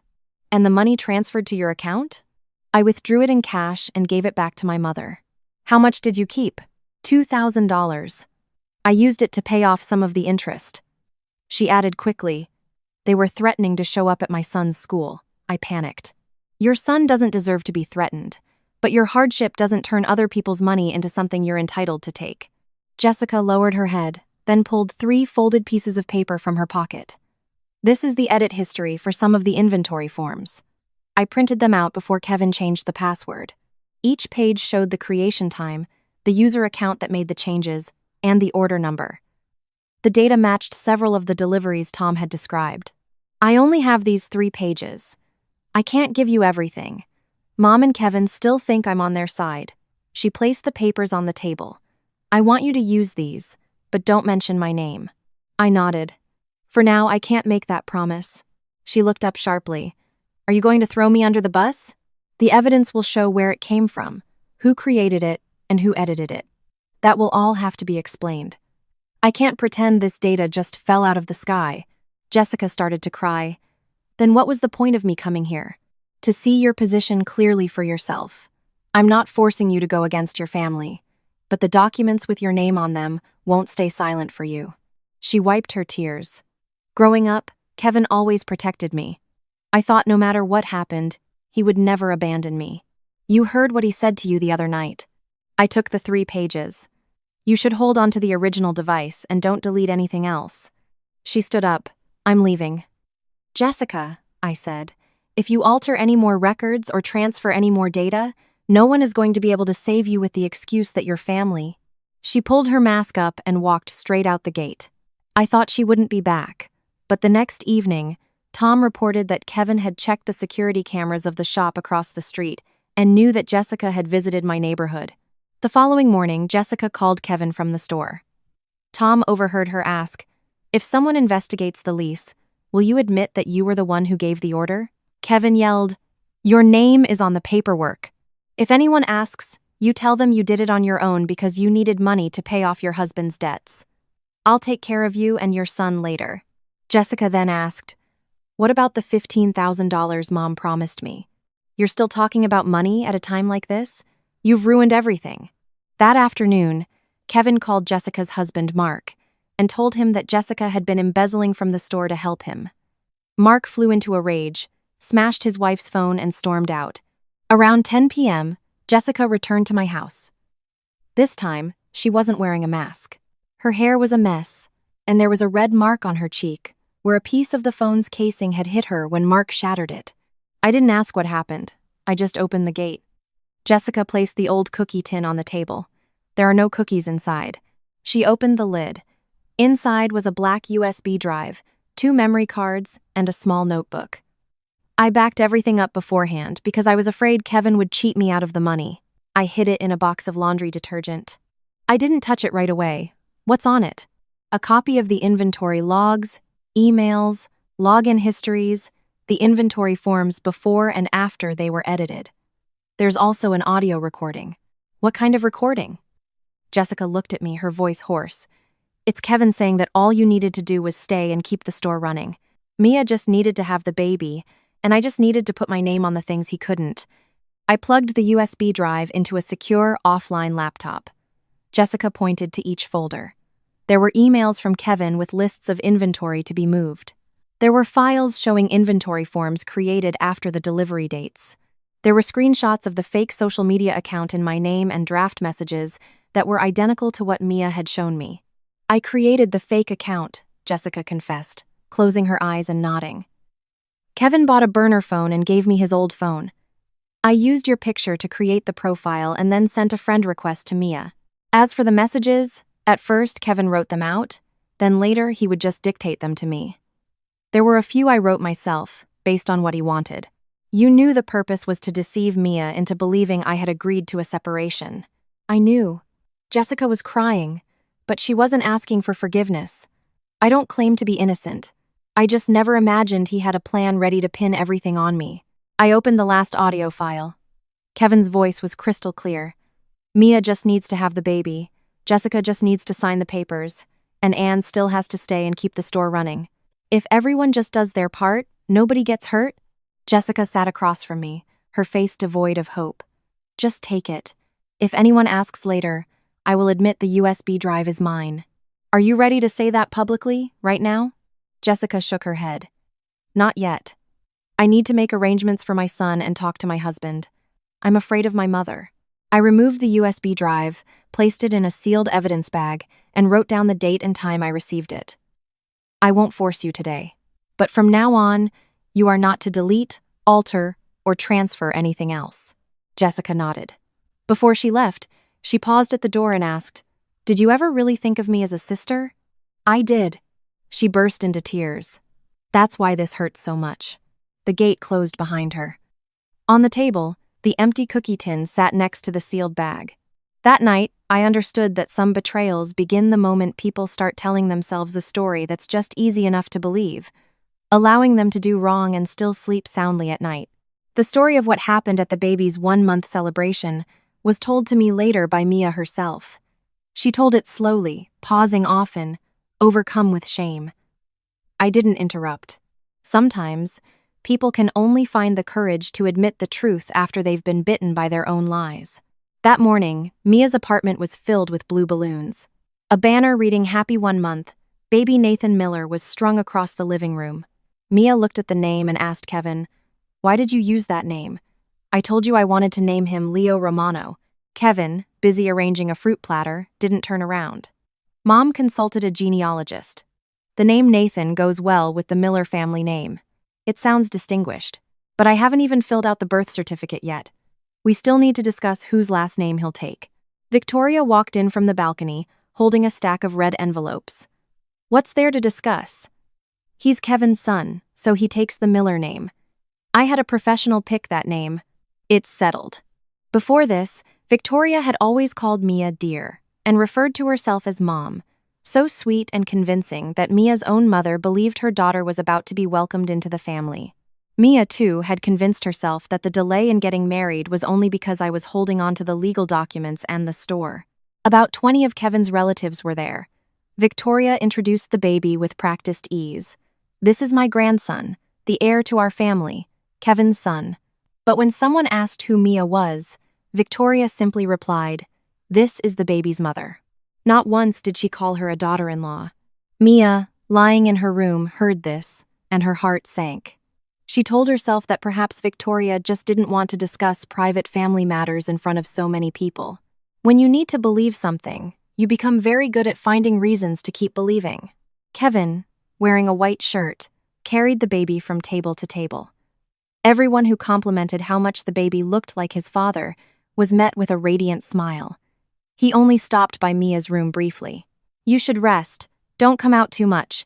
You just gave birth. You don't want to catch a chill." Mia grabbed his hand. "Later, will you tell everyone about us?" Kevin gently pulled his hand away. "It's our son's special day. Let's not bring up anything stressful." Her mother, Trina, had been standing nearby and overheard. Her face clouded with anxiety. She pulled her daughter aside. "Mia, something feels wrong. It's your son's celebration, but no one from our side of the family was invited except for me." Mia snapped, "Mom, don't overthink it. Kevin said we'll do a proper introduction once things are settled." "And when will that be?" Mia couldn't answer. After the formal blessing, guests began giving gifts of money. Some handed envelopes to Kevin, others placed them on a tray next to Victoria. At the end of the party, Victoria collected all of it into her handbag. "Mom," Mia said, "could you leave the gift money with me? I need to buy formula and pay for his vaccinations." Victoria smiled, but her hand was already zipping the bag shut. "I'll put it in a savings account for the baby. It's not safe for young people to have so much cash on hand. It's too easy to spend, but I already have a savings account for him. It's better if I hold on to it, just to be safe." Mia started to get annoyed. "That's money people gave to my son." The smile on Victoria's face faded. "He's also my grandson. Don't start drawing lines between my side and your side on his special day." It was the first time Victoria had switched from calling her dear to addressing her so formally. Mia stood there, stunned. Kevin was standing right there but was engrossed in his phone. She turned to him. "Aren't you going to say anything?"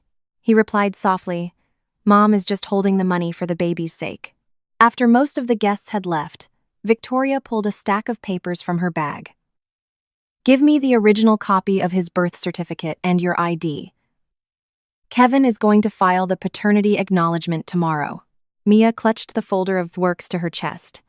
"I'll go with him." "You just gave birth. Why would you go out? Just sign this power of attorney form." Mia glanced at the document. It didn't just authorize Kevin to acknowledge paternity. It also gave him the right to handle other legal procedures related to the child's paperwork. She put it down on the table. "I'm not signing anything until I've read it thoroughly." Victoria scowled. "We are his father and his grandmother. Do you think we're going to harm him?"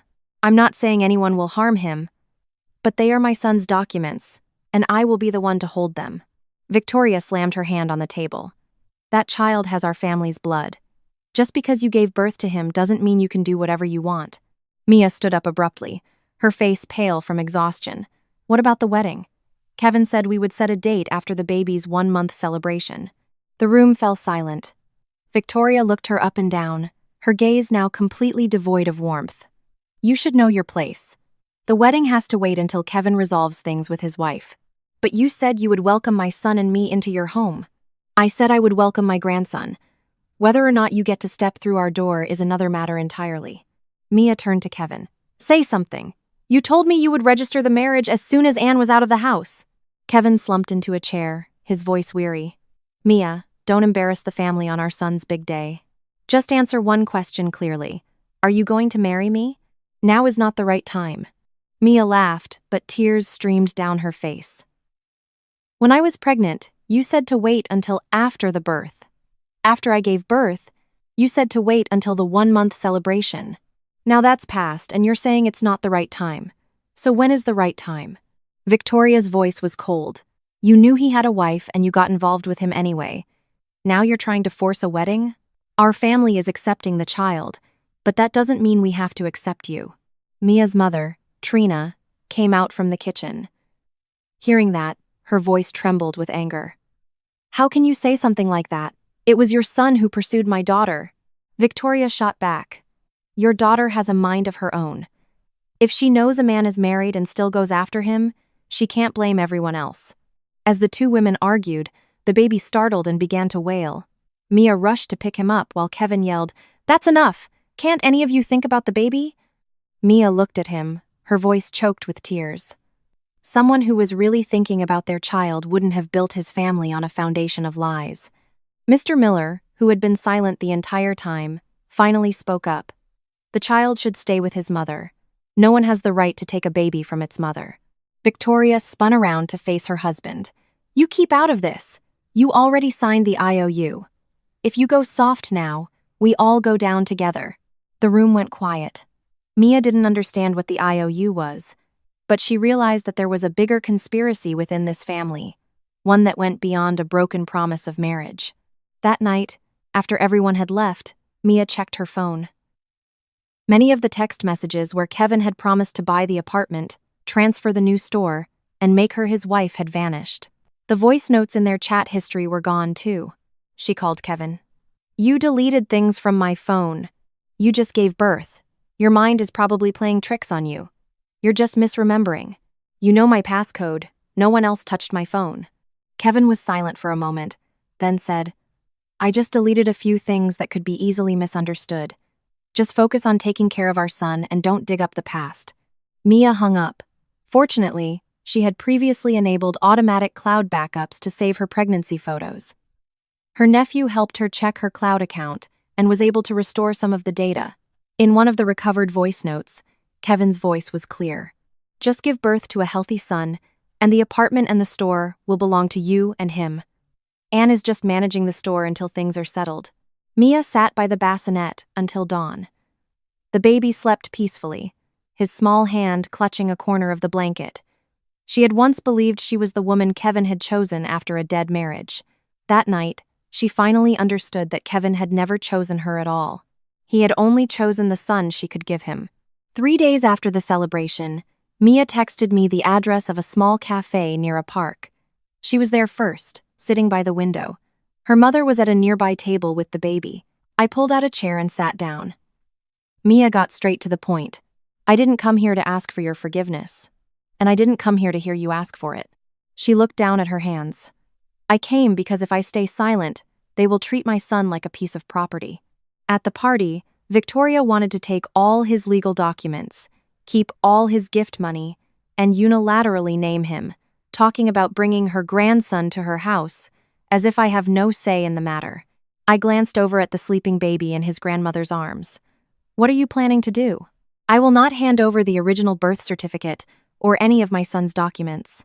I want Kevin to formally acknowledge paternity and take responsibility for his child, but no one is going to use my son as a bargaining chip.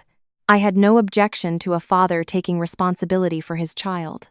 Mia looked up, her eyes red. Don't you hate the baby? The baby didn't betray me. She placed her phone on the table.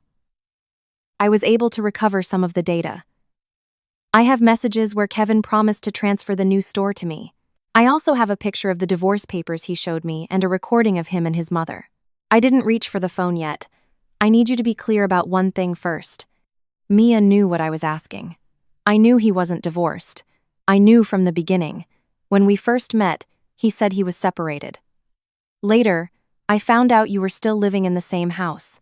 I tried to end it, but he told me he couldn't leave because you were holding on to the store and all the money.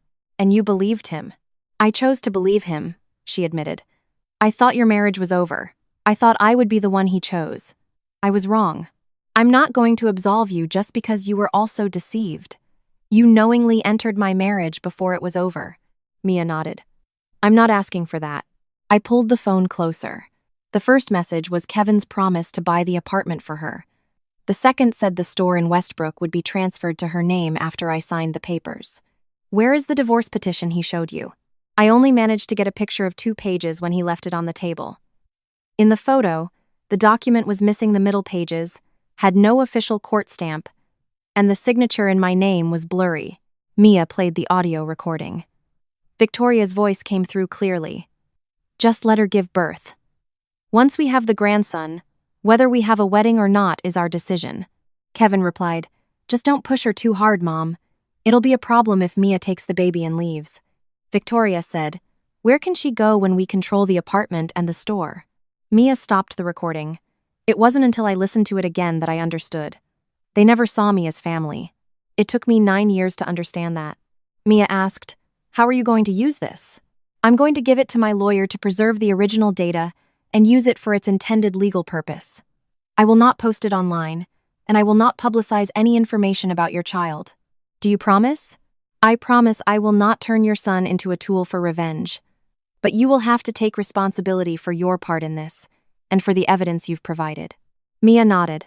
I sent a text to Jessica. 15 minutes later, she appeared. The moment she saw Mia, she froze. You called me here to meet with her? Mia clutched her purse strap. Jessica pulled out a chair, her voice sharp. If it weren't for you, my family wouldn't be in this mess. Mia laughed humorlessly. If your brother hadn't pursued me, how could I have gotten involved? You knew he was married. I know I was wrong. But you knew Anne was the owner of the store, and you still helped your brother move inventory and create a fake account. Are you any better than me? Jessica's face flushed. Don't try to lump us together. I put my hand on the table. Enough, both of you. I looked at Jessica. You want to blame everything on Mia because it's easier. But even without her, you still took money, doctored records, and created that fake account. Then I turned to Mia. And you can't use the fact that Kevin lied to you to erase the fact that you knew he was married. I placed the 3 pages of data next to Mia's phone and the USB drive Jessica had given me. Kevin used me to keep the store running and to bear the financial responsibility.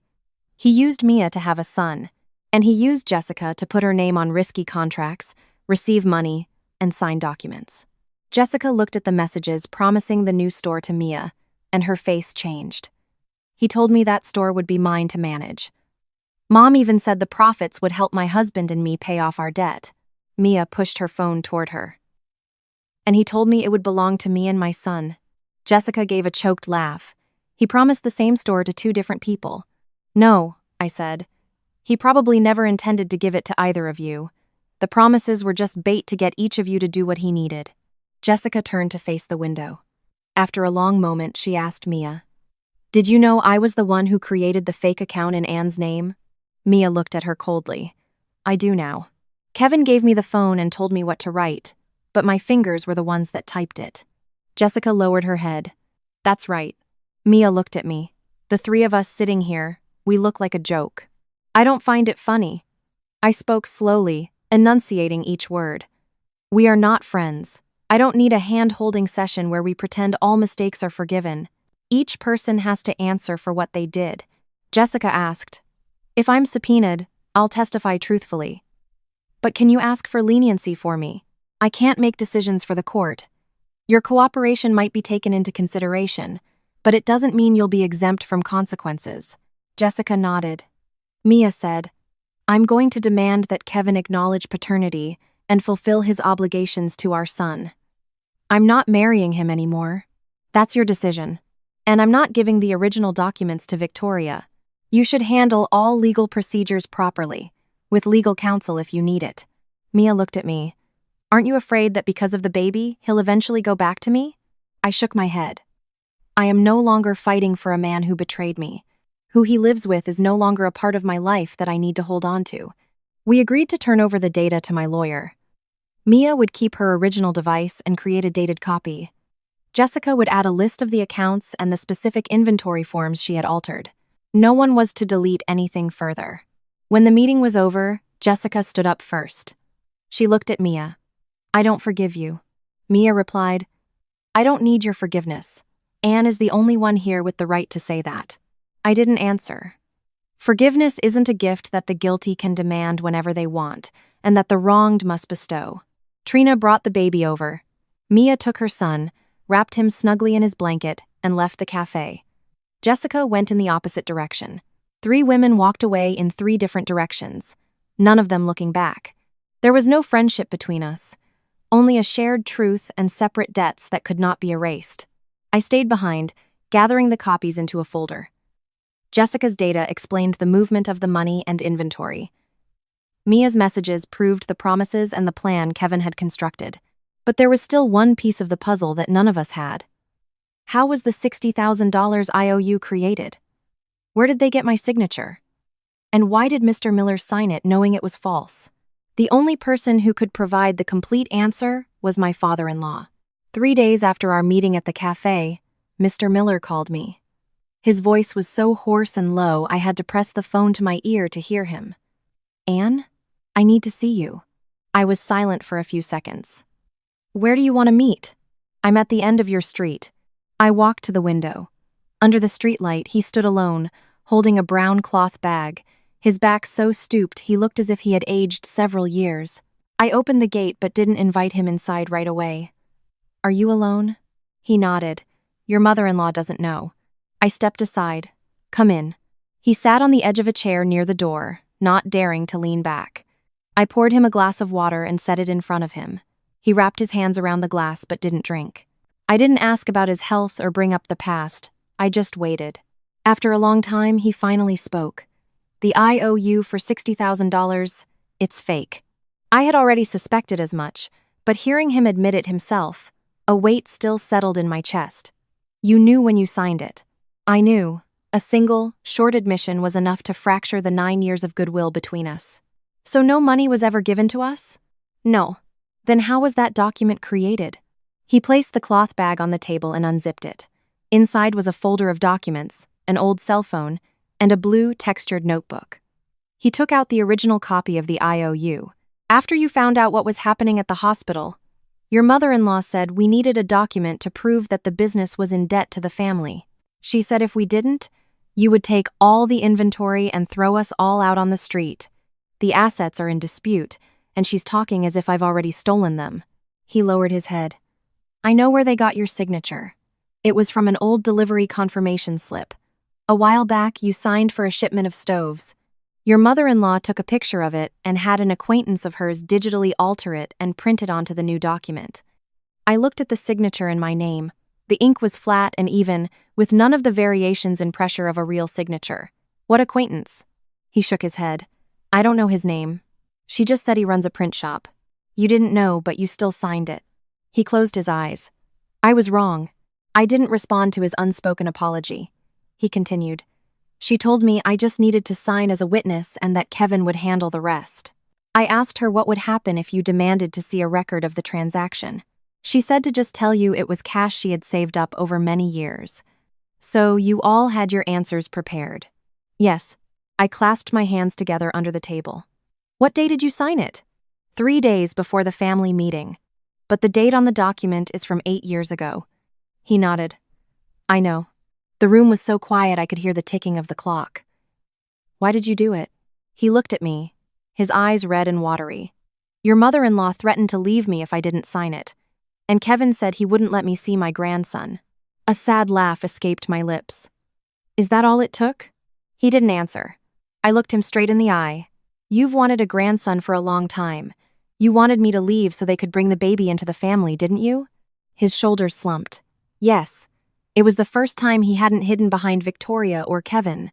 I thought, you couldn't have children. and Mia had given us a grandson.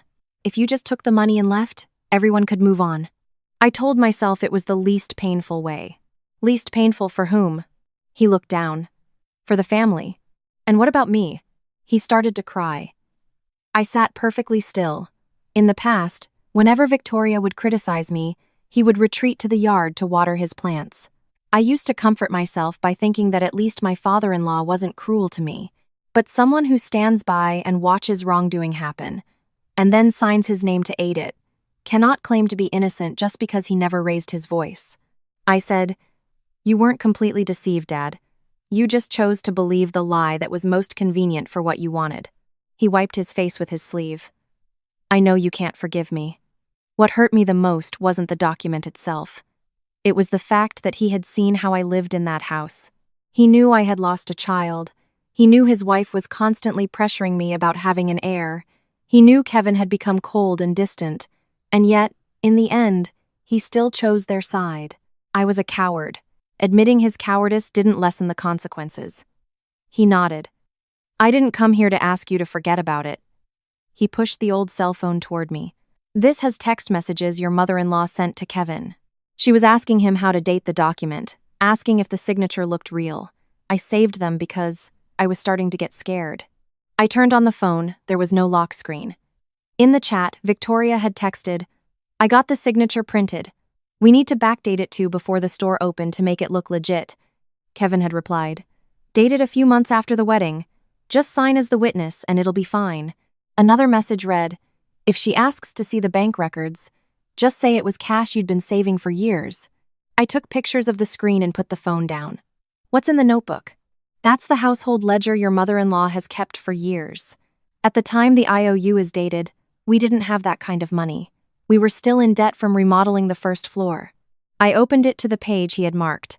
Household expenses, savings deposits, and the debt for the remodel were all clearly recorded. There was no indication that the family had ever possessed or transferred over $60,000 in cash. "If I give these to you, your mother-in-law will not let it rest. I know. If the authorities ask you, will you tell them the same story you told me today?" He looked at me, his gaze steady. "I will. I will say that the witness signature is mine, that the document was falsified, and that the date was backdated. I knew all of it. I did it, and I will take responsibility." Hearing that didn't bring me any relief. Mr. Miller hadn't become my savior just because he finally brought me the evidence.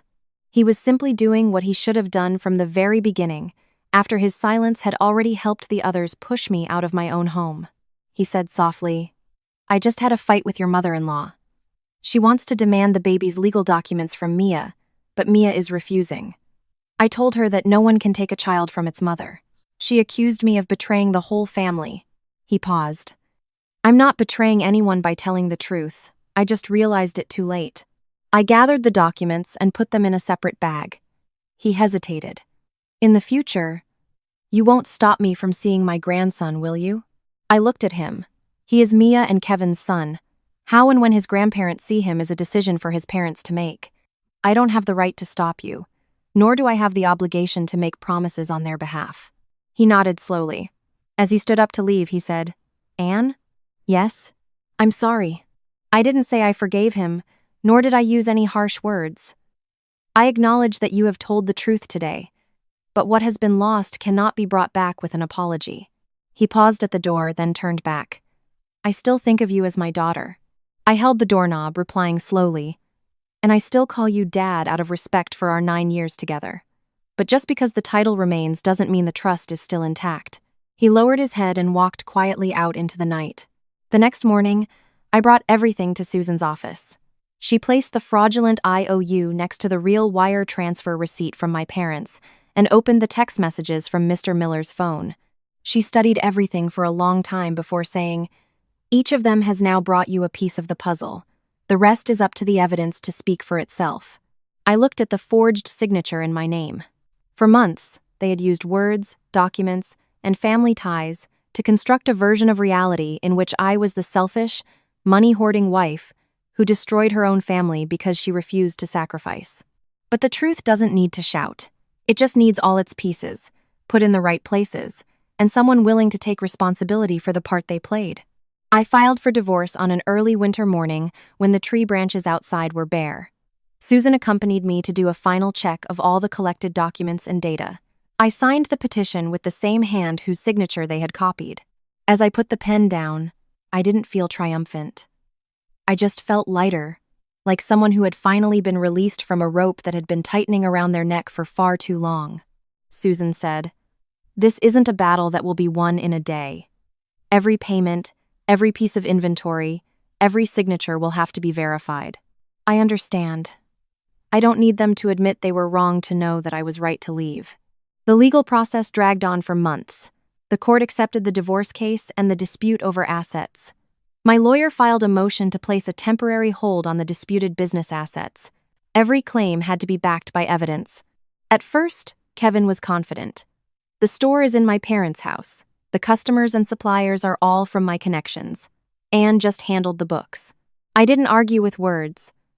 Mr. Henderson provided the full history of purchase orders and the text messages from Kevin asking to split orders and change delivery addresses.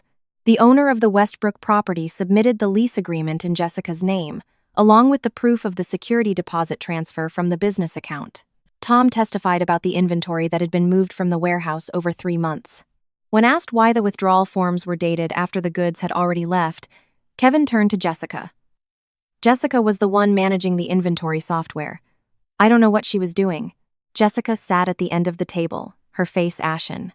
She plugged in the USB drive and showed the files, before and after they were altered. She admitted to backdating the forms, receiving the money, creating the fake social media account, and signing the lease. "I did those things," she said, "but Kevin gave me the list of inventory, dictated the text messages, and told me that if anything happened, he would take responsibility." Kevin yelled, "You're just blaming me to save yourself." Jessica looked at him, tears streaming down her face. "You told me that if my name was on it, I had to explain it. Today, I'm just doing what you told me to do." Victoria snapped, "You ungrateful girl! I was trying to help you pay off your husband's debts, and now you turn around and bite your own brother."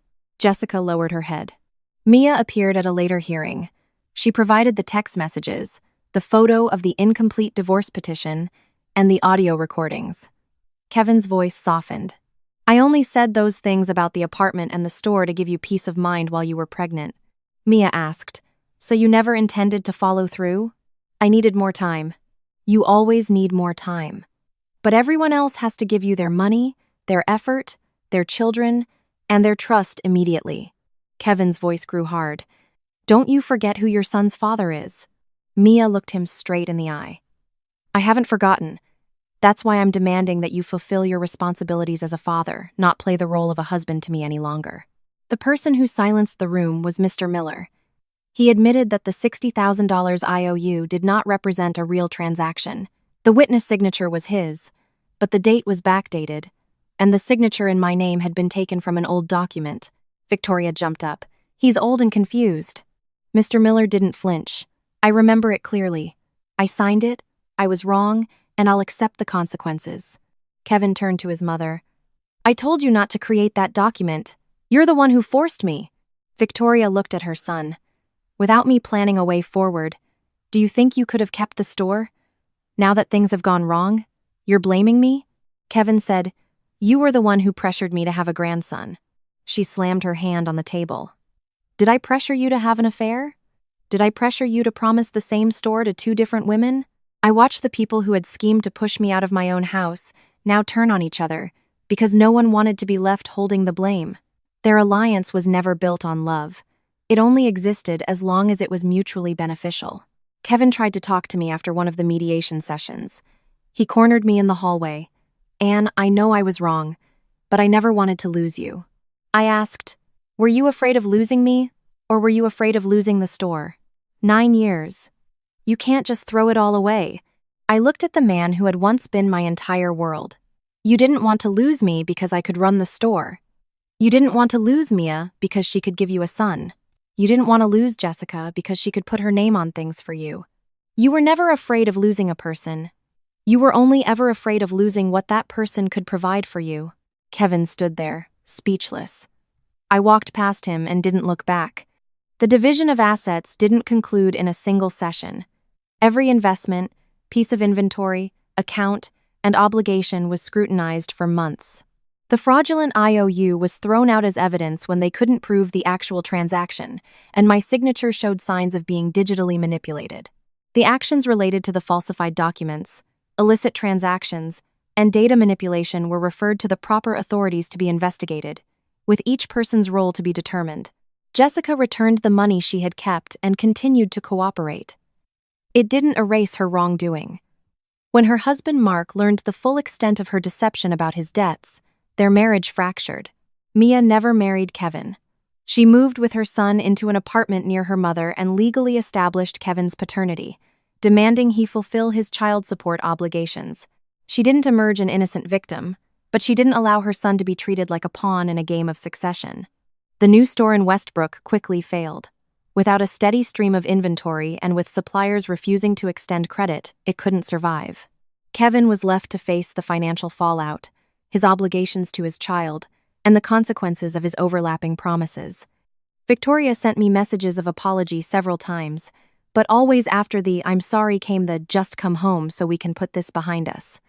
Nearly a year later, I received a settlement that reflected my capital investment, evidence of my contributions, and the work I had put in. I didn't take the house that belonged to my in-laws, nor did I fight to keep the entire original store as a trophy. I leased a small storefront in a different part of the city and invited Tom and Hannah to come work with me. The new store is called Peaceful Home Appliances. My mother stood outside, looking at the sign for a long time. "That's a good name, honey," she said. I smiled. "I don't need to be a big success anymore, Mom. Just being at peace is good enough." Exactly 1 year after that stormy night, Sarah, the nurse, stopped by the new store to buy a water purifier for her mother. She asked, "Do you ever wish you hadn't opened the gate for me that night?" I shook my head. "No, you didn't destroy my family. You just turned on the lights in a house that had been dark for a very long time." After everything, I learned that a woman should never let feelings of inadequacy about childbirth make her accept being disrespected. The concept of legacy cannot turn betrayal into a virtue, and the word family cannot be used as a shield for lies and greed. Those who sow the wind will reap the whirlwind, but justice only arrives when the person who has been wronged is clear-headed enough to preserve the evidence and stand up for themselves. Forgiveness doesn't mean returning to the place that broke you. Some doors close not so you lose a home, but so you can find the courage to build a new life.